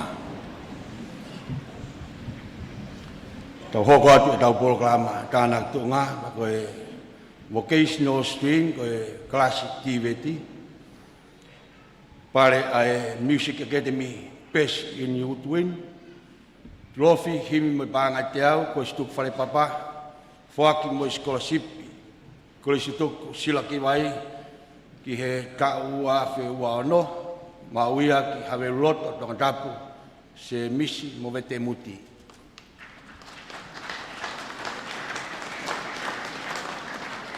Pulotu le rei kaha, toko taha ilia kune whatongia ke hua e ngahi himi he ngahi mawangkeresi, Kola ia kolisko Tupou haki talavou pehe. Fuakia panga tolungi au he.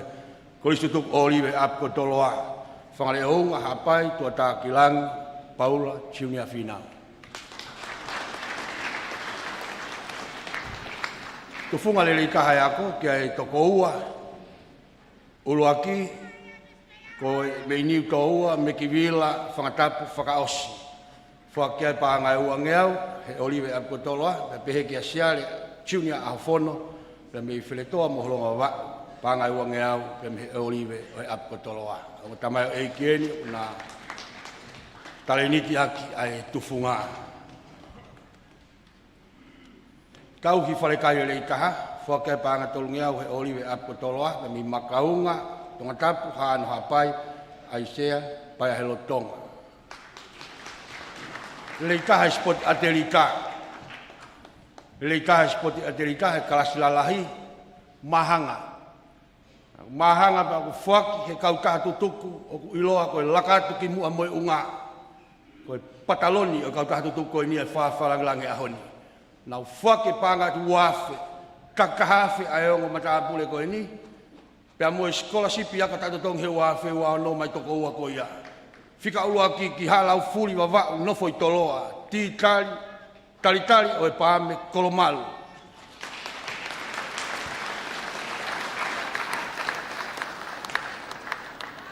Kau hoko atu. Kata ki mahanga e toki ui peia hea o mai ki here olo koe nau ki iai. Tūki mua he poloklama tiveti tau kaha. Whakea tulofi me pāngai te au. Whaki he osompulu ho foa. Pea mo utulau Tongatapu. Simpare. Tatangi mai rea.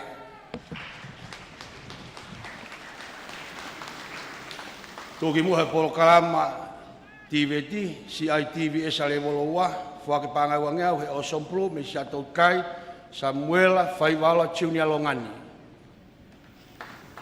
Tūki muhe polokalama TV tau he franchise, whake trophy pāngai wangeau he osomplu, tatakamotonga mo lapaha Tongatapu, Saosi Plate, Wakau tawhiwhine funaki. Tūki muhe level tolu, Windek, osompulu whake pāngai tolu ngeau, ka mita takamotonga, Maleselo, Fofuka.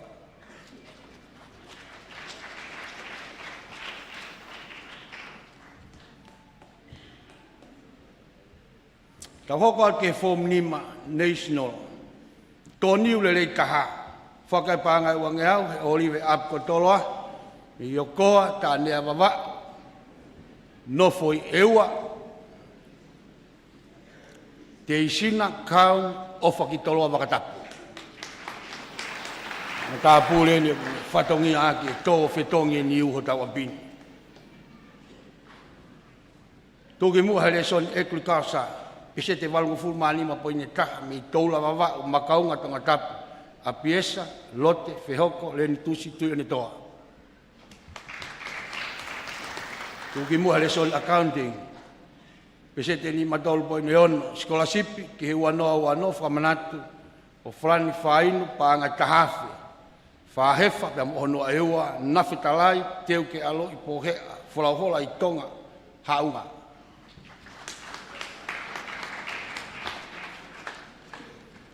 Tuki mua leson industrial art, pese te fituana po ineua, me li mātua wawa o maofanga, a piesa sa via i Polan Tupou.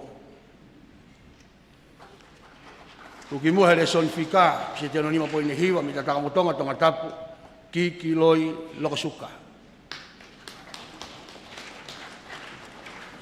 Tuki mua leson musiki, pese te valuana po inehiwa, whake paanga ni mangeau, whake kalavou ko loti mapalu po me family pa me Auckland, New Zealand. Maui ki hou ma ewa, fas mo yafia tungi, hola kei tuai, veikune. Tuki mua leson ekonomika, pese te ono walu po ine fitu, kompiuta, ono walu po ine tolo. Maui ki nukunuku mo masila mea Tongatapu, William, hopoate, he lotu, lupeitu. Ma tā pule ko e nau ne toi tolu whakakātoa i pehe fōm ni māka pisi te fitua po ine taha. Tuki mua he leson Ingilisi, pisi te walunima po ine ua, biology, fituhiwa po ine taha. Sainisi, pisi te walutolu po ine wha, ua whakātoa e fōm ni mā pisi te fituono. Whakai mo e pale pāngai ua ngeau, toka aisake, walueke, ma uia e whale fo ou whatai.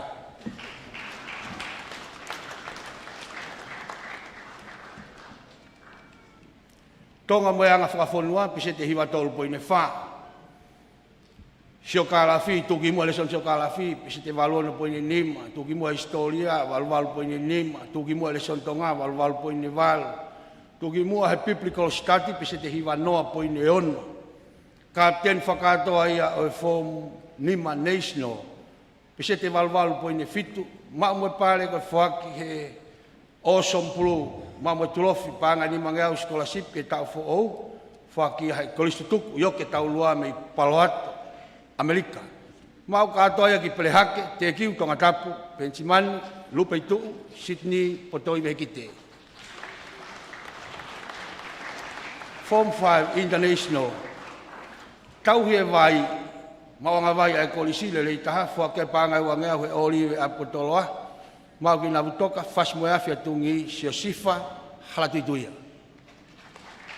Tā pūre ni kune tauhi ai mawanga vai ai kolisi. Tūki mua, he senior plus pen. Whaki ai tofi mo himpa anga te au, ko sutuk whare papa. Whaki mo skola sipi, he ko sutuk sila ki vai, ki he ka ua noa ua no.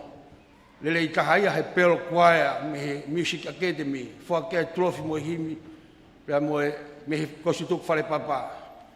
Me mau moe English ai Form 5 International, pese te walu fitu, po ine fitu. Ma uia ki tofoa Tongatapu, whale toa wawa. Te vita, tai, fukafuka, o sialei, ofa tangatai waha. E whai ai whe auhi, ahi o e ngahi loki ako mo e ngahi whare mohe. Pako loki ako maataha. I he ua noa, ua nima, i he aahi o ngahi loki ako. Na e mau i he loki ako o Form 5 International. Form 5 International, ha whakafofonga, e mau ai pare Stanford Salt, ke whakafofonga ai pare ai Form 5 International. Whamalo ke kāsko ini, puke ai ki ngau lelei ko ini ko e whakamako tau apini. Leson kompiuta, pese te fituono po ine wha, utui wawa, nukunuku Tongatapu, halafihi o wheina, e he lang fisi ihoi. Design, tech, pese te fituono po inka, maugi wei tonga Tongatapu, nāsiri o e mo ui whakasewani ti tau whatuki maka. Lesoni, komes, pese te fitu wha, mauia ki la paha mo kolomotua, aminio maileseni. Lesoni, agriculture, pese te waluwalu, ne ia whawa, pia mo whare loha pai, ma uia i Daniela Haweaika. Lesoni ko physical education, pese te hiwa noa po ine hiwa, ma uia ki oho noa, pe tani, e ua nofo i wāloloa, sione tulutako ula he lotu i pulela a tawhea.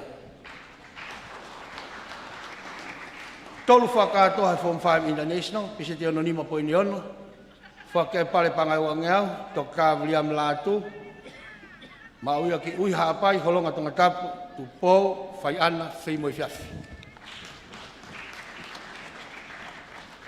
Fika, pese te hiwa tolu poine ua, toki mo historia, pese te hiwa wha poine hiwa. Ua whakatoa Form 5 International, pese te onono poine hiwa, whake pare panga ua toka Aisake Eke, Mauki Filemea, Kotwapai, Saula, Teau, Aukalani, Pentusi, Senlas, Fifita. Leson musiki, pese te hiwa wha poine nima, Leson sainisi, pese te valua. Kapten whakakatoa ia Form 5 International, pese te fitu taha poine wha, whake trophy. Panga whange au whake he awesome crew. Whake mo scholarship, iaka tatatong he wanoa, he kolisto tuku, ioke tau lua bea me paloato USA. Mauki tufu wai eua, ma whanga Tongatapu, aho kai iloa Flimuehala.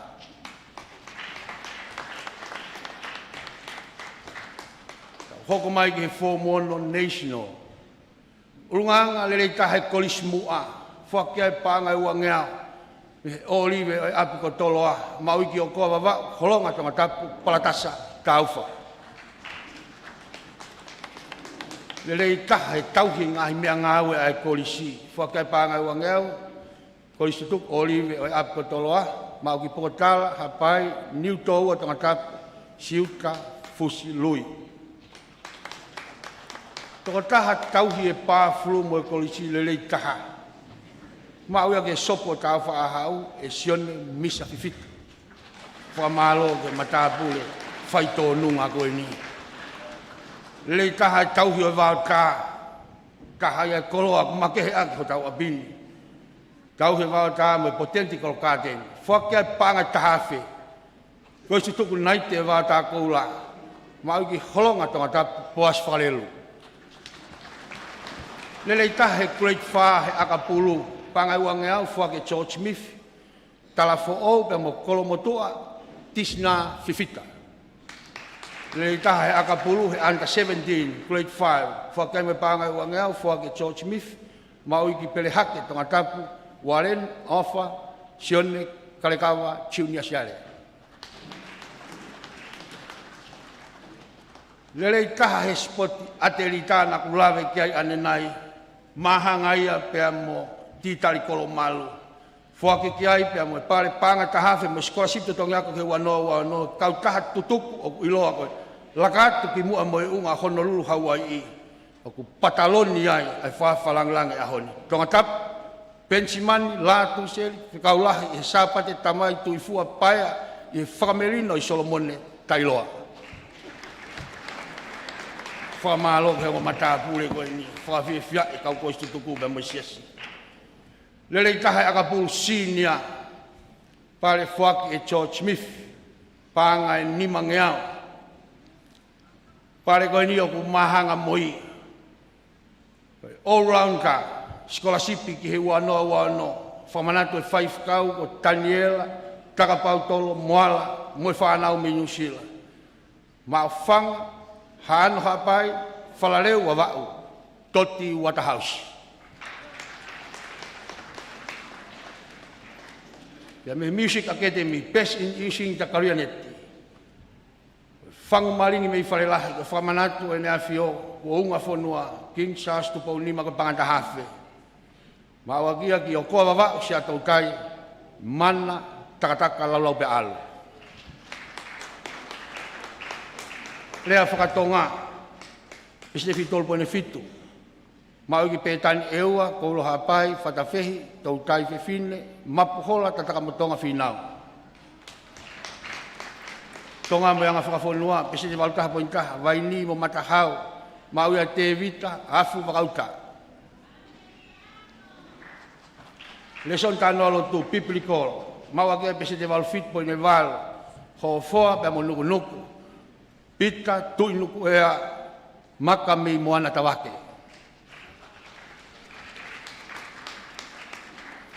Whare mohe maataha mo whakawha o whataha. Nau whanongo ke loki ako ane nai, ko whare mohe maataha ina no ahe whakawike o i tau ngahi whare mohe. O Form 1, ako e whare mohe ai Form 1, kore ate he matahapule, hataha o matahapule ke maawatu ai pare ko ia. Form 1. Sai peka pa kwa ke ofi mai matahapule, e noa poine tolu. mo scholarship to Tongiako ke wanoa wano ko whamanatu e kolisi tuku ko palemia malolo Samuel Aklispo hiwa. Ma uia ki vaini Tongatapu. Siwa feafe lea ai toa loko tui foriaki. Leson fisiki pise te no 5 ua ma ui ki tānea wawa o hatehu Tongatapu. Sailoki maweu aisea. Leson design tech. Peset e ono ngofulu mawha poine wha. Ma ui ki waipoa ni o top kap. Hateiho alovili ki he lotu chiumia finau. Leson biology, pese te ono valpointa, chemistry. Ma ui ki ngele ia Tongatapu. Toi ma mo leson agriculture, pese te fitu valpointa, whake me panga di mangeau, whakamanat. O sione tau nauta fo mono he wanoa wataha, te amihe whaamiri. Aliflet, aliki, kongai kamani.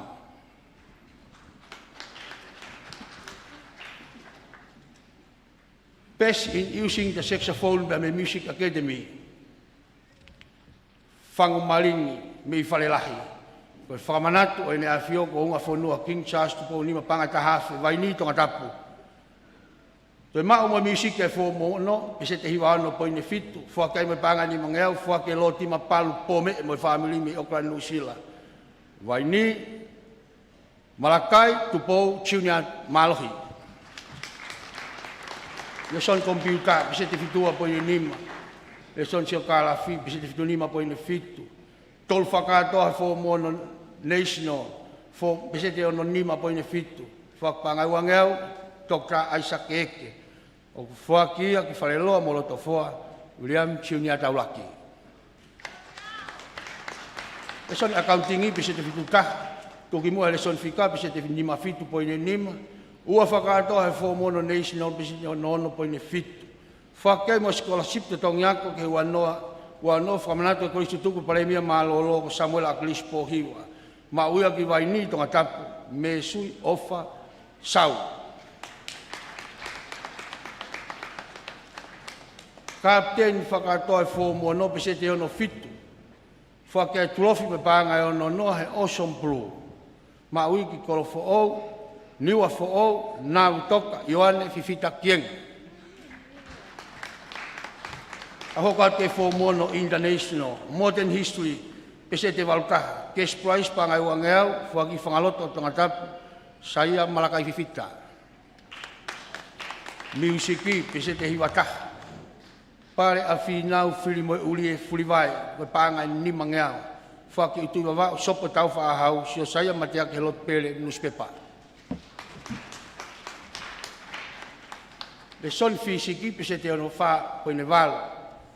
Whakia ki wharehau, talafo ou, Tongatapu, Paula, Kauwaka, Nofo Paea i Uhinui, Kohinoa.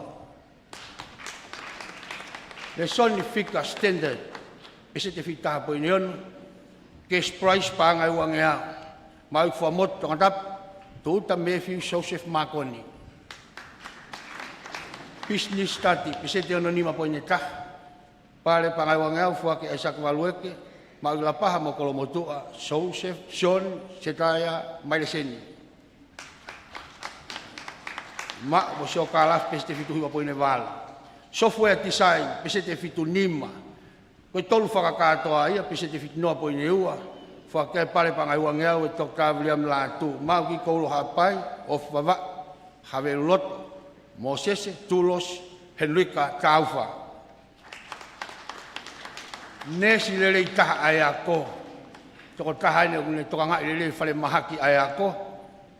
Anga kai pare ko nesi lele ia tau. Whakai pare ai puluko ula, tau ako puluko ula ko panga ai tolu ngeau.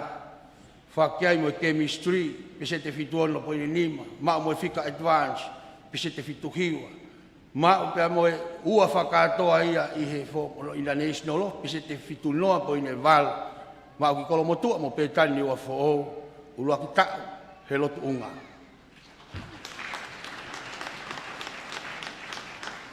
Leson English tentat, pese te valval po ineua, biology, pese te fituval, tukimua leson eklikasa, pese tia hiwa noa. Kapten whakalukuaia o e whomono international pese te fitua po i neua. Whakai mo pare e he kautaha tutuku o somplu, whakataha pia mo i trofi mo paanga e ono ngeau. Whakai mo skolasipi he koris tutuku o ioke taulua ke he wafe ua ono. Mauia ke he sopo tau whahau kolomotua, te kilas, pilesa, sio saia, Tupouto'a. Ka hoko at ke form fitu national. Whare mohe mātaha mo whakaofo o whataha. Me pe koe na mo panonga nai, na maui he form 1. Music Academy, lelei taha he kapela. Trofi whakai mo paanga te au, pia me he kosituk whare papa, ha utu mo waini, sio sifa, maafu, whinau manchela. Lelei taha he orchestra, whakai trofi, himi paanga te au, me kosituk whare papa, pia me i tuane ki wale papa, hawhewa hapai, kolomotua, el neifen, li sala, amanak lelei ki kolotapu aho lelei.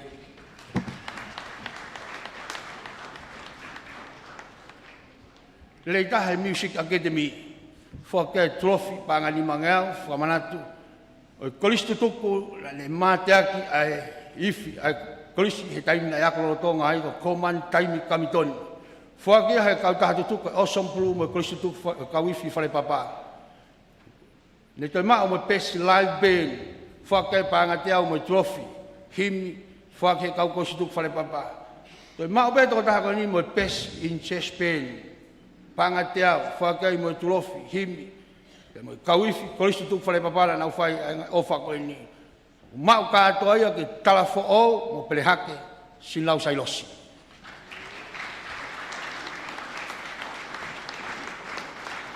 Lelei taha he akapulu ai sinia. Kulawe kia ne nai nai mahanga ai o toa koe ni. Whakai panga ni mangau kesi. Whakai he koistutuk o George Smith. Sopo tau whaahau Paula Sekona.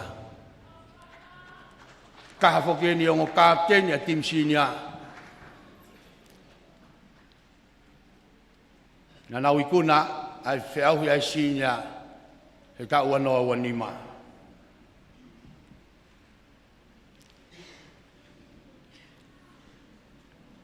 Foundation Computer Science, pese te valutolu po ine nima, mauia ki waini Tongatapu, pale, ngangalu, whanaola, whaulua. Lelei taha he Foundation Physics P, lelei taha he Foundation Biology, toi lelei taha he Foundation Chemistry, pese te nima po ine tolu, a hau Tongatapu, pensimantaufa.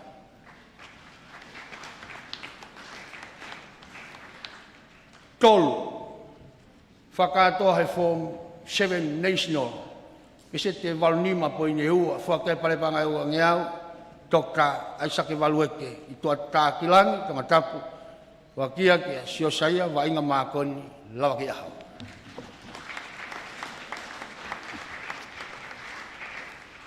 Lelei taha he Foundation English P, pese te hiwano po i ne tolu, pese in English, whakiai pia mo whangumaringi me i whare lahi. Ai whawhalanglangi o e ahoni ko pāngai uafe. Ka ku mahanga he Ingilisi i he ongo stream i national mo international. Mao pia mo Pacific Island Geography, pese te walu hiwa po ine hiwa. Mao pia toko taha ko ni mo Foundation Sociology, pese te hiwa walu po ine walu. Le mao pia mo Issue of Pacific Politics, pese te hiwa fitu. Ua whakatoa he Form 7 National, pese te hiwa ua po ine tolu. Mauia ki olo ua whanga hawa katolo Tongatapu, Salivalea.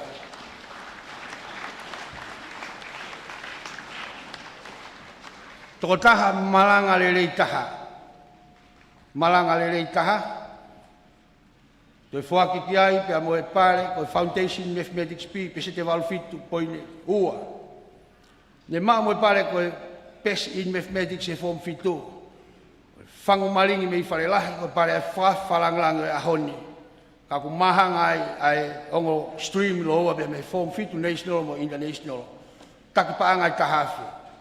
Ma upea mo e Introduction to Official Statistics. Pese te hiwawa po ine fitu. Ito e maa mo e Foundation Accounting. Pese te hiwa po ine nima. Maa mo le son to hitapu, Biblical Study, pisete hiwa wha po ini fitu. Kapten whakatoa e form fitu national, pisete hiwa ua po ini nima. Whakikai mo trophy me paanga fitu nge au, pia me awesome proof. Ma uia i nuknuk, matahau, nuk he tulu, no muka, whakakai hapai, pia mo fasi mo yafi atungi tu amerie fia ke whakamaui whai whekau i Toloa sema eukaliptu.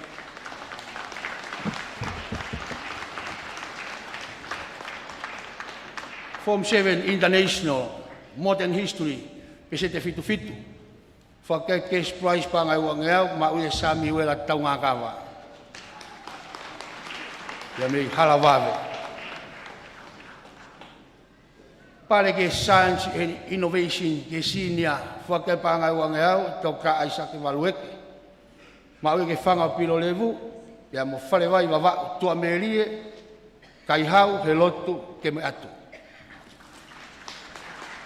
Lele itaha selected choir, whakai trophy mo himi paanga i te au, me kostutuk whale papa. Ma uki ofu wawa, o ua hapai, nofo walo loa, Siosifa, David, Anthony Samake.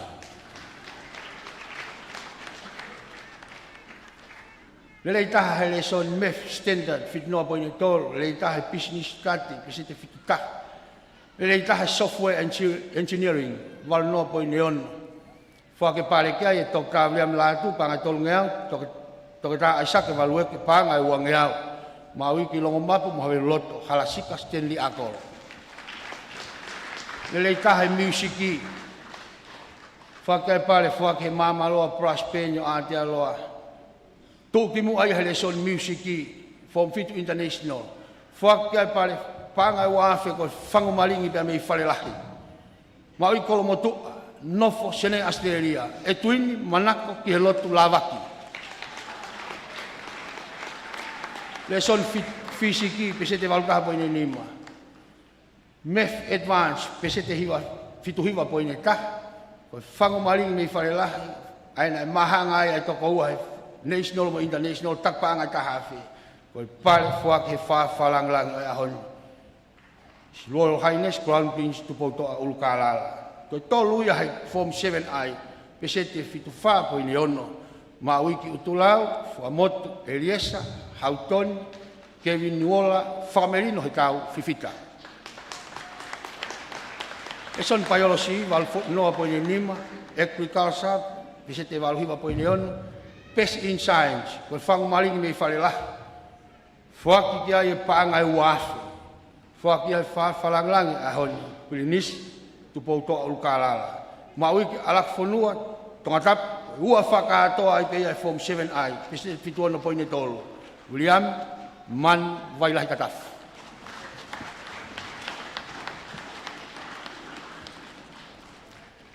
Chemistry, pesete walu nima po ine wha. Tōki mua elektron sio kālafi, pesete walu taha po ine wha. Tōki mua English standard, pesete walu hiwa. Pest in English, whakia whangmaringi mei whare lahi.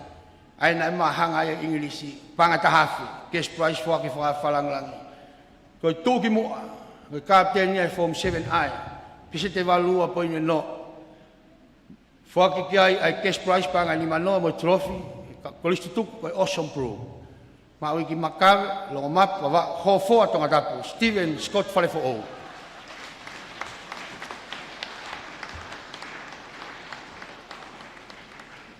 Kau hoko atu ai pe ki kau mama loa mateakili oa. Inau tolo i loa ka kau mama loa mateakili oa i apini. O kia ia ki nau tolo ko ini. Fika ulua ki El Nathan Lisal amanak lelei ki Tongatapu aho lelei. Fika ua tua merie fia ke whakamaui whai whikau i Toloa sema eukalipti. Fika tolu Toti Waterhouse. Fika wha, Maleselo Fukafuka. Fika nima, Sulias Tatafu Niulala Tongia Fuskata. Fika ono, Asael Palenapa. Faka osi, ko Paula Sekona.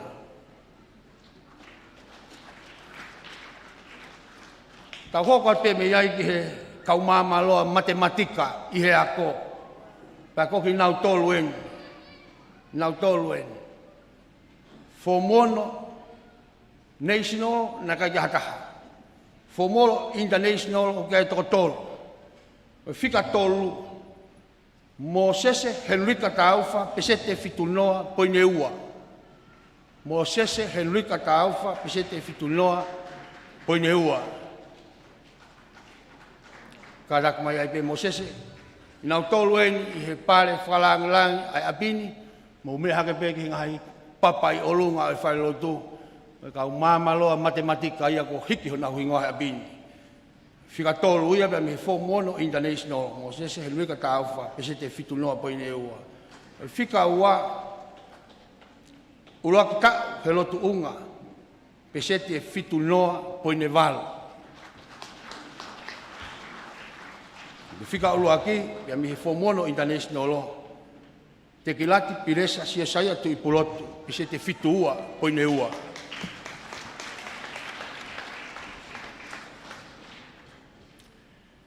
Hoko ki ai ki he kaumamaloa matematika pe me Form 7 National. O kai toko hiwa. Toko hiwa. Pe ko hinau toluen fika hiwa. Kamatamai pe me fika hiwa. Pesete fitunoa poine fa siosifa oafi. Fa mole pe fa nglango me tapule ko ini. Ko fola uia ko boaki mai pe. Fitunoa poine fa. Fika valu paia helotu nafe kuila pesete fitu tol poine fa. Fika fitu el neifen li sal amanaklelei ki kolotap aurelei pesete fitu fa poine fa. Fika ono soane savelio tangitangi iso sayone ne kesi pesete fitu fa poine valo lakamai neifen.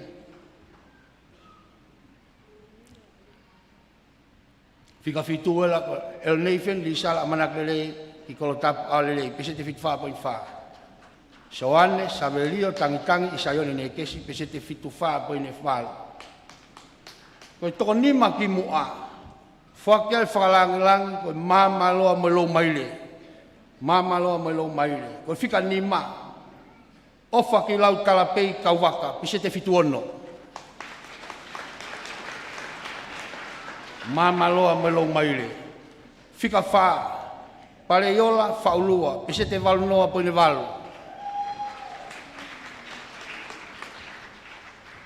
Fika tolu, so saya makoni lava kei aho, pesete valu ono poine valu. Fika ua, siale vailea, pesete valu hiva poine ua. Kaptene si mamaloa ai Form 7 National, mawagia ai pesete hiva taha poine valu. Tu amerie fia ke whakamoui whaiwhekau i Toloa sema eukaliti. Pesete hiwa taha poine wala. Ka whako mai ai pegi he Form 7 International. Na iai toko tolu. Koe whika tolu. E riesa hautoni ke vinuola whakamerino he tau whiwhita pesete fitu wha poine ono. Whika ua mo whika uluaki. Na ma o whakalangi koe mamaloa lo maile. Fika ua, Williami wailahi tatafu pesete fituano poine tolu. Kapten Yesivi, trophy. Kuak mo cash prize pa ang tahafe. Whamanato e 5 kau ko taniela wao tanga tahafe. Whamanato e 5 kau ko taniela wao tangi ko tiutalahi malolo. Fuaki whanau mo family. Mauia ki lei matu, holonga wa, no foi Toloa. Ko matapule lahia ai kolisko Tupou. Vai a helotu na whikuila.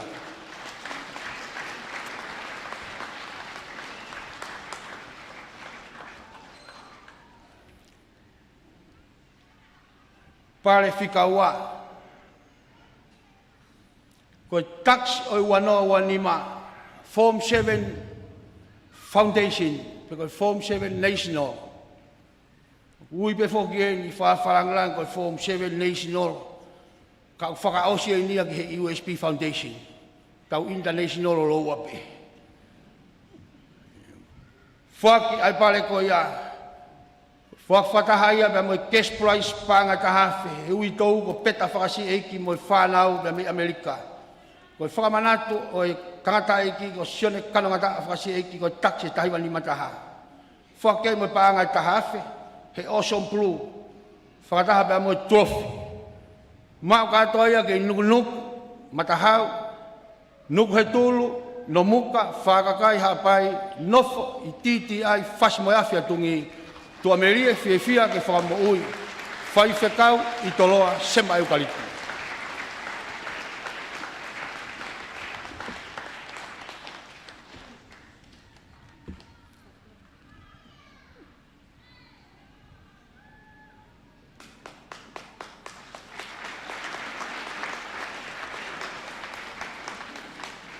Tonga whakaosi e tau whakpare, whamole mole pe whalangi. Na tau lawai lewa ki i mi staa koe ni. Malo. Your Royal Highness, we now move to a significant award that highlights the strong and enduring educational partnership between the Kingdom of Tonga and Australia. We are proud to present the annual Australia and Tupou College Scholarship for academic achievement, which is generously funded by the Australian government through the Australia High Commissioner. To hand over this prestigious scholarship to His Royal Highness, we are deeply honored to welcome the representative of the Australian government here today, Ms. Erin Gleeson, the Deputy High Commissioner and Acting High Commissioner as well.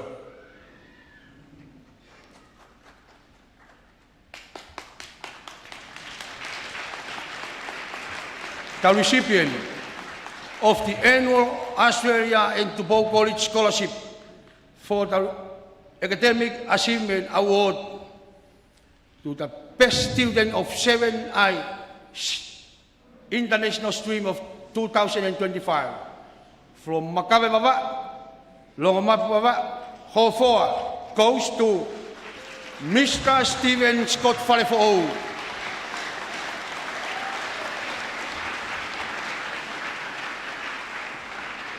Tō taha tatau pe koe ni, whakikai pe me Moulton Cup, ipu a Moulton ni. Whakikai pe me pare family pāongo, makapuna make pāongo ko pangani mangeao. Whakikai mo trophy pāonga tahafi ai awesome blue. Taksia ai wano wani mai international stream e Kolisko Tupou. Maua ki makawe, longo map wawa hofoa. Stephen Scott Falefo'ou. Udah gi pas-pas mai. Tax I form 7 international ke wano wani ma.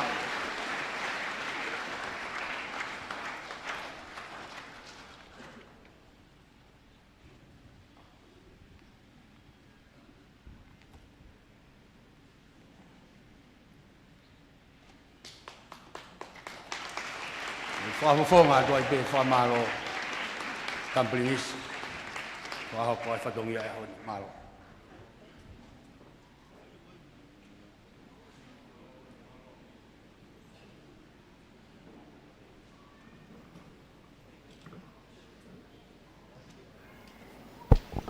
Te hoko ni ki e kawe senior band ko e Christmas overture wa Kevin Larson.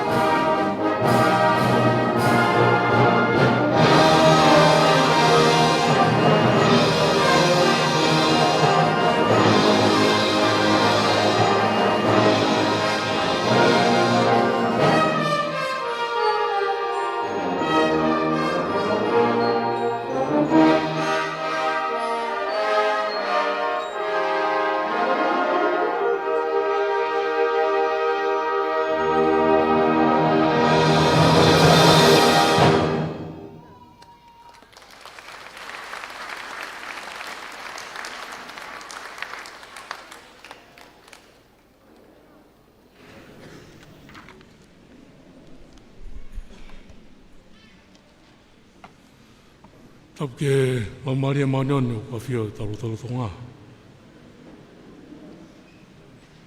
Tapo te mafu, mahuik. Tapo ik parimia. Tapo ke sea. Tapo sekretariat siasi.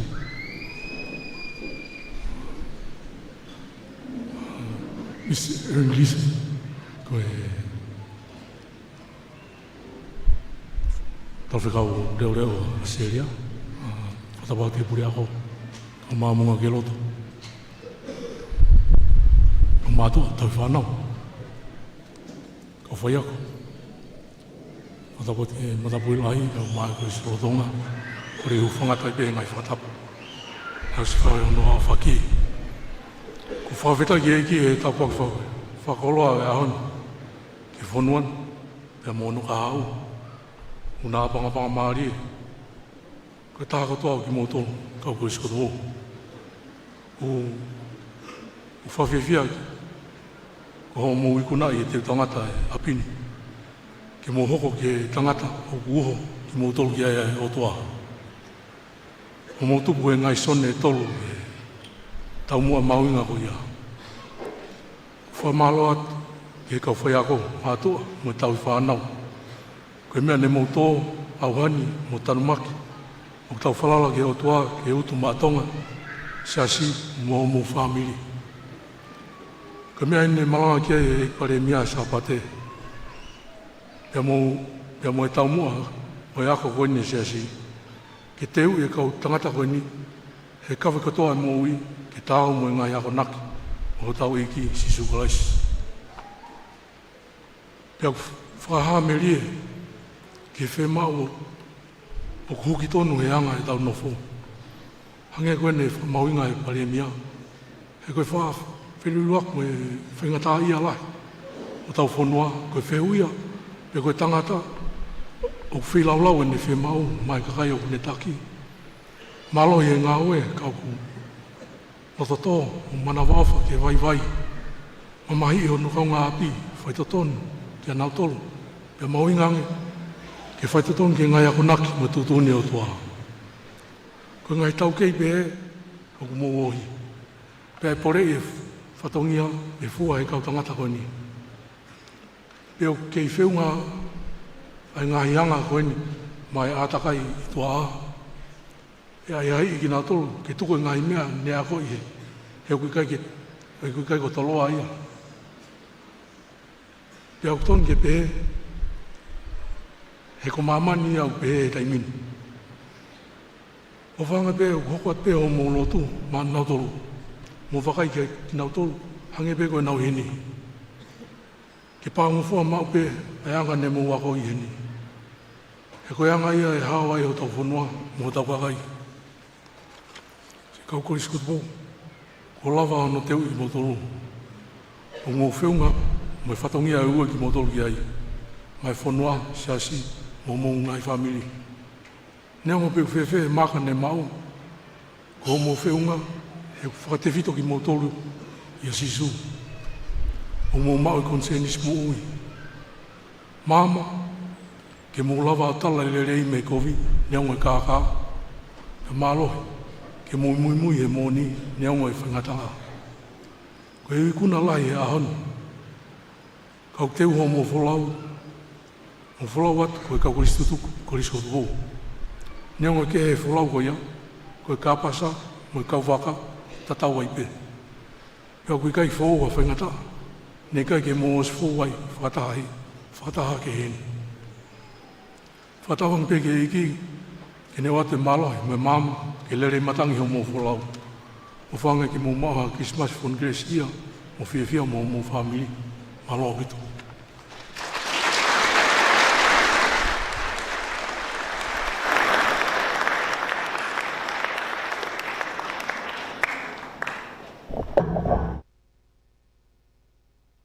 Kau i whieni.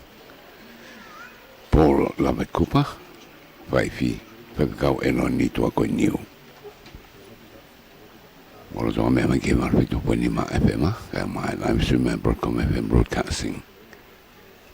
Me he wharirotu, whamanatu Tongatapu, Moulton.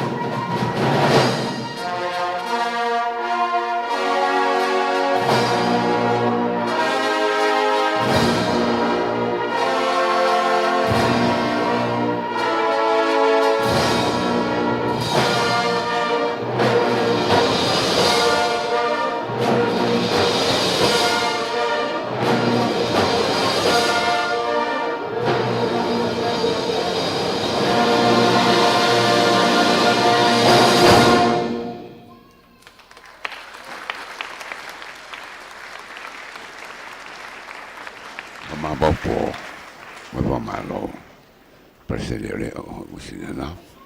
Papika o alpeleti atiola. Turawat be tama British Crown. Koi faaf kalangang yo aho. Taine princesi. Lot maaf kau mai. Taik premia famarot malo mo me fulo ahen. Fatongia koi fama popo mo famalo. Tama British Crown. Wafetai mau koroa. Whanawako, o tau koroa e. Koe ngāu e tau whai he apini, he kai ke tau nofo he apini o Tupouto'a. Kari mai e whanua, o kari mai e siasi, o kari mai ngai whamiri. Koe hae mea o tau whoki mo ia. Koe hae mea o tau whoki mo ia. Mau whamaro atu, tam British Crown. Ke whamahu inga pe ki he kaunga au e pe mo e whanau e apini. Ko mea koku whai e apini, koe koha mea ia ke tuku pe he apini. Ka koe mea ia ke o moia. Ke o moia. Ke ngahi wheitu o ku tari mai, pe mo ngahi whatongia. Tau rea ke kaweinga, be present. O whamanoa, o ku ikai koe tau be present. O koe rea i o ngau ea ke kau Britannia koe passive, pe mo active. Make your presence felt. By being active, tau whaiha mea. Ke nau ilo pe na tau iai.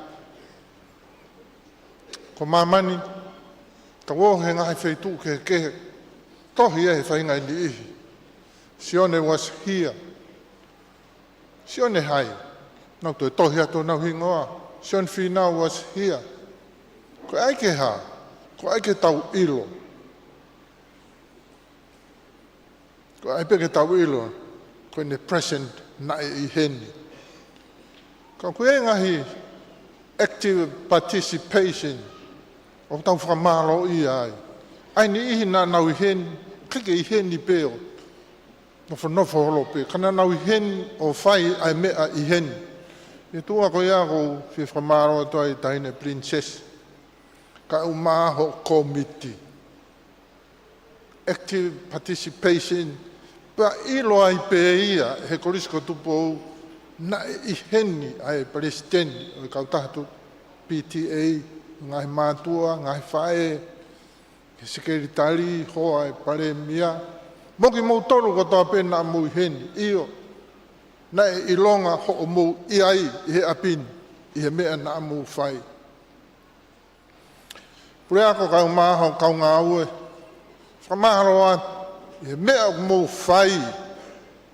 Pia ilo ai pēna na mou i heni, i he ngahi whatongia ke he kehe na e whai. Tau whamaro i ai. Mei he tapa ko toa pē. Sone whikauruak, mea gea e tama. O gai mo sone whikaua, mo e whikatolu. Na e mahino pē, na e i ai. Hena e kau hono ngahi whatungia. Whamaro ai. Ebe mong nau tolu na e hange pe ha maka mangalongalo e nau whai whatungia. Kana e kautonia kono tauhi apini. Pure o e whama, pure o e ngoue, pure e whare mea tokoni, pure Music Academy, tare kita.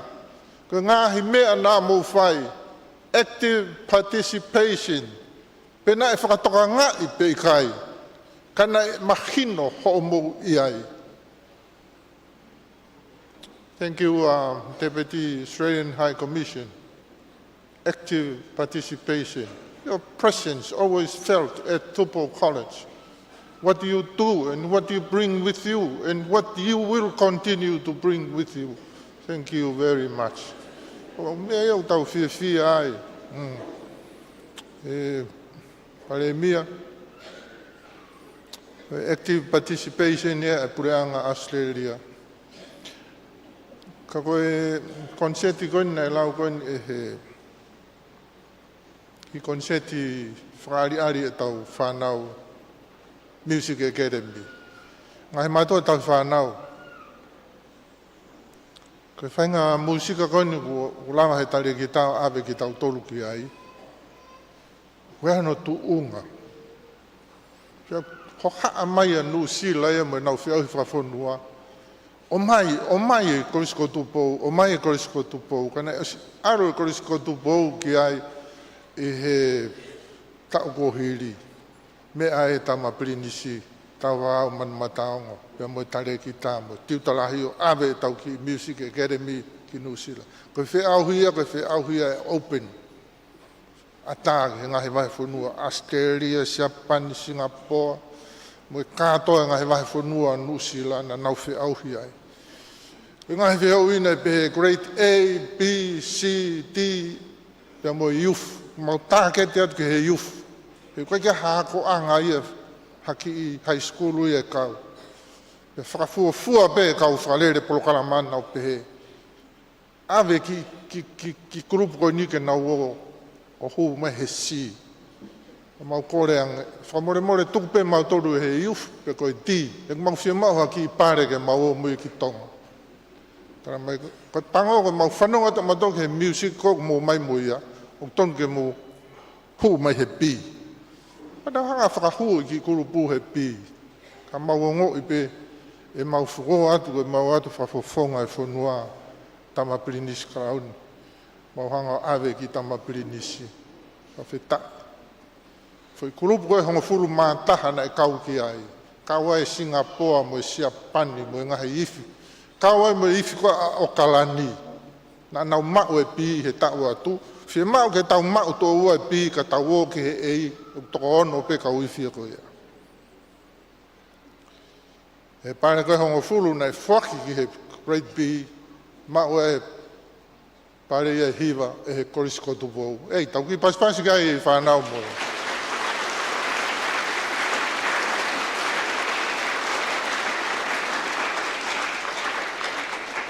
Tau whetutaki mai a Nusila ke oange mua kurupu he tauni. Ke mau, he ka pau e mau e tua ua, ai bi, ke mau o ai ki he ei. Whamore, e aro e korisko Tupou ki he ei.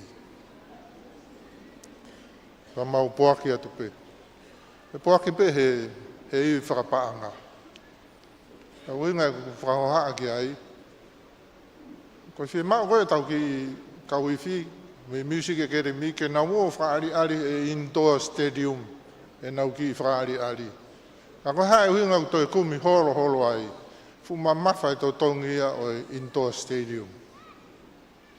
Ka ku whia mau ia ke make our presence felt. Ai music koe e korisi i he whanua. Koi ai.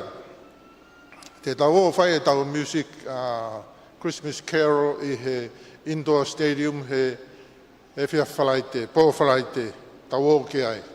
Koe totongi.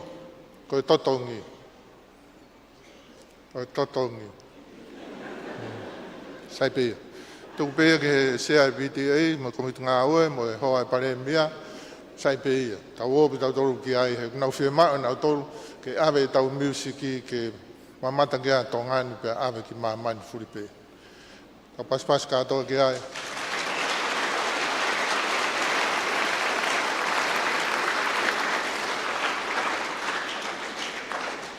We go there because the Australian High Commissioner and the Deputy High Commissioner and all their staff, they want to come.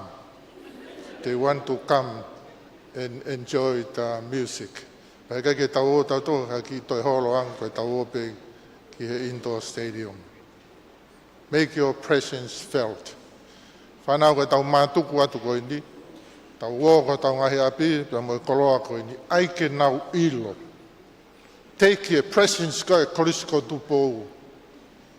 o fai hanga au o wai o tangu tu no ape sio pe pu I mai mo ape pa tang mau hela mau to he nga o Toloa hela na mo fai hanga au he ni ta wo o to kon ya ai pe ke ilo e nga family ko tau fe kau ia ai pe ke ilo he nga siasi ya ai pe ke ilo he nga kolo pe mo fonua na tau I kolisi ko Tupou whaketapa kina ki mo tolu ko toa pe o whātua pit. Rea ko ka mai kau ngā ue. Whāwhalangang. Kaine Princess. Lord Marf. Ataik Bremia ka mai. Ngahi mātua tauhi whānau. Taha ko toa pe koris ko Tupou. Ko whanguwhonga e. Tangataik President ka mai conference. Ya mo sias voice reana tau ataina Tonga. Malo a pit. Tau I kuna e ngā whatongia e wāwhe māua ni mā. Ta mo I tā monu atu ke tau harafanonga he kahau. Mau ha Christmas fia. Pea mo ha tau whou monu ia o whātua pito.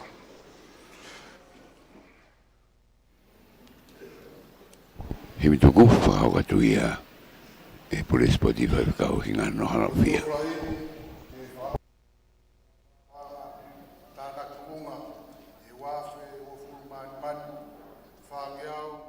Fulu ma fa fulu fola himi fa valu fa more ka mo meha ke tau hiwa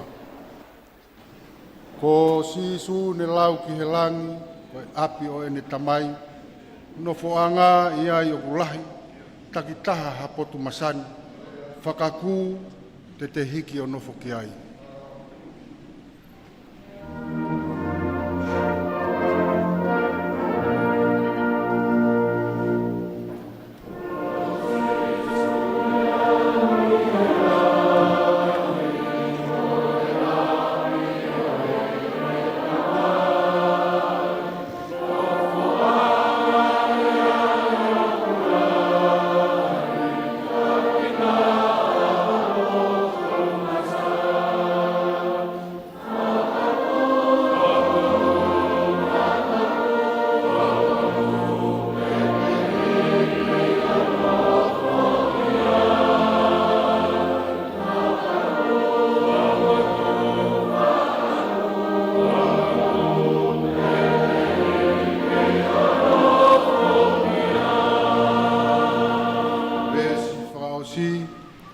Ka kohono masani o langi, ko I kai ke huai hawhiri. Kai ai ha mamahi, ka tau nofo ki ai mo eiki. Whakaku, te nofo ki ai mo eiki.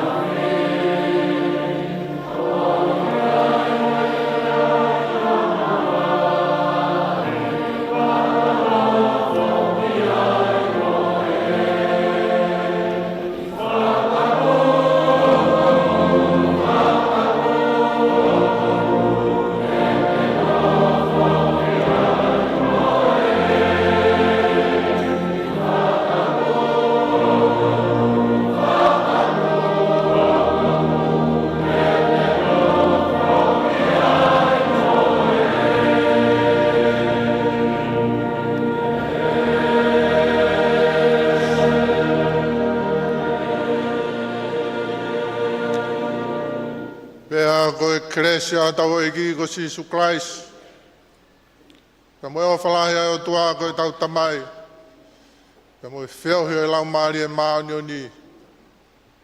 Kei e te tau tolu ko toa pe ia he ahoni. Pea whai maua I pe o tai ngata. Pea tai ngata. Amen.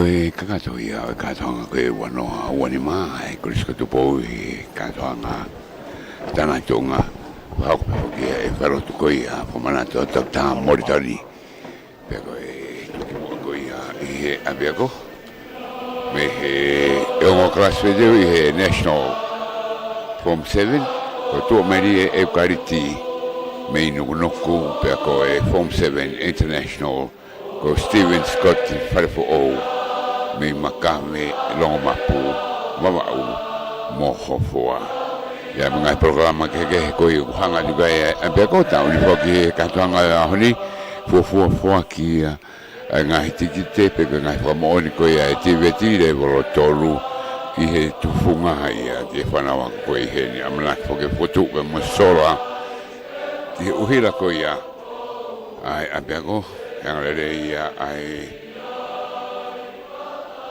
kakai republiki o China pepe hoki kono fili ko ia o kawatu ka amna ke fili ki kauhiwa mari ta ko ia i Opera House Australia a Edwin Lavaki me whanawa ko ia me kore siko Tupou padong ia lele ia tuai padong ia pedu ko to momen mai mea ki murina pepe hoki ai pomalo ai pe hoki ki kau kore siluku koe kunaanga o mai whainga maari. Whamalo ke whakau sione lepa iha kau Tupouto'a.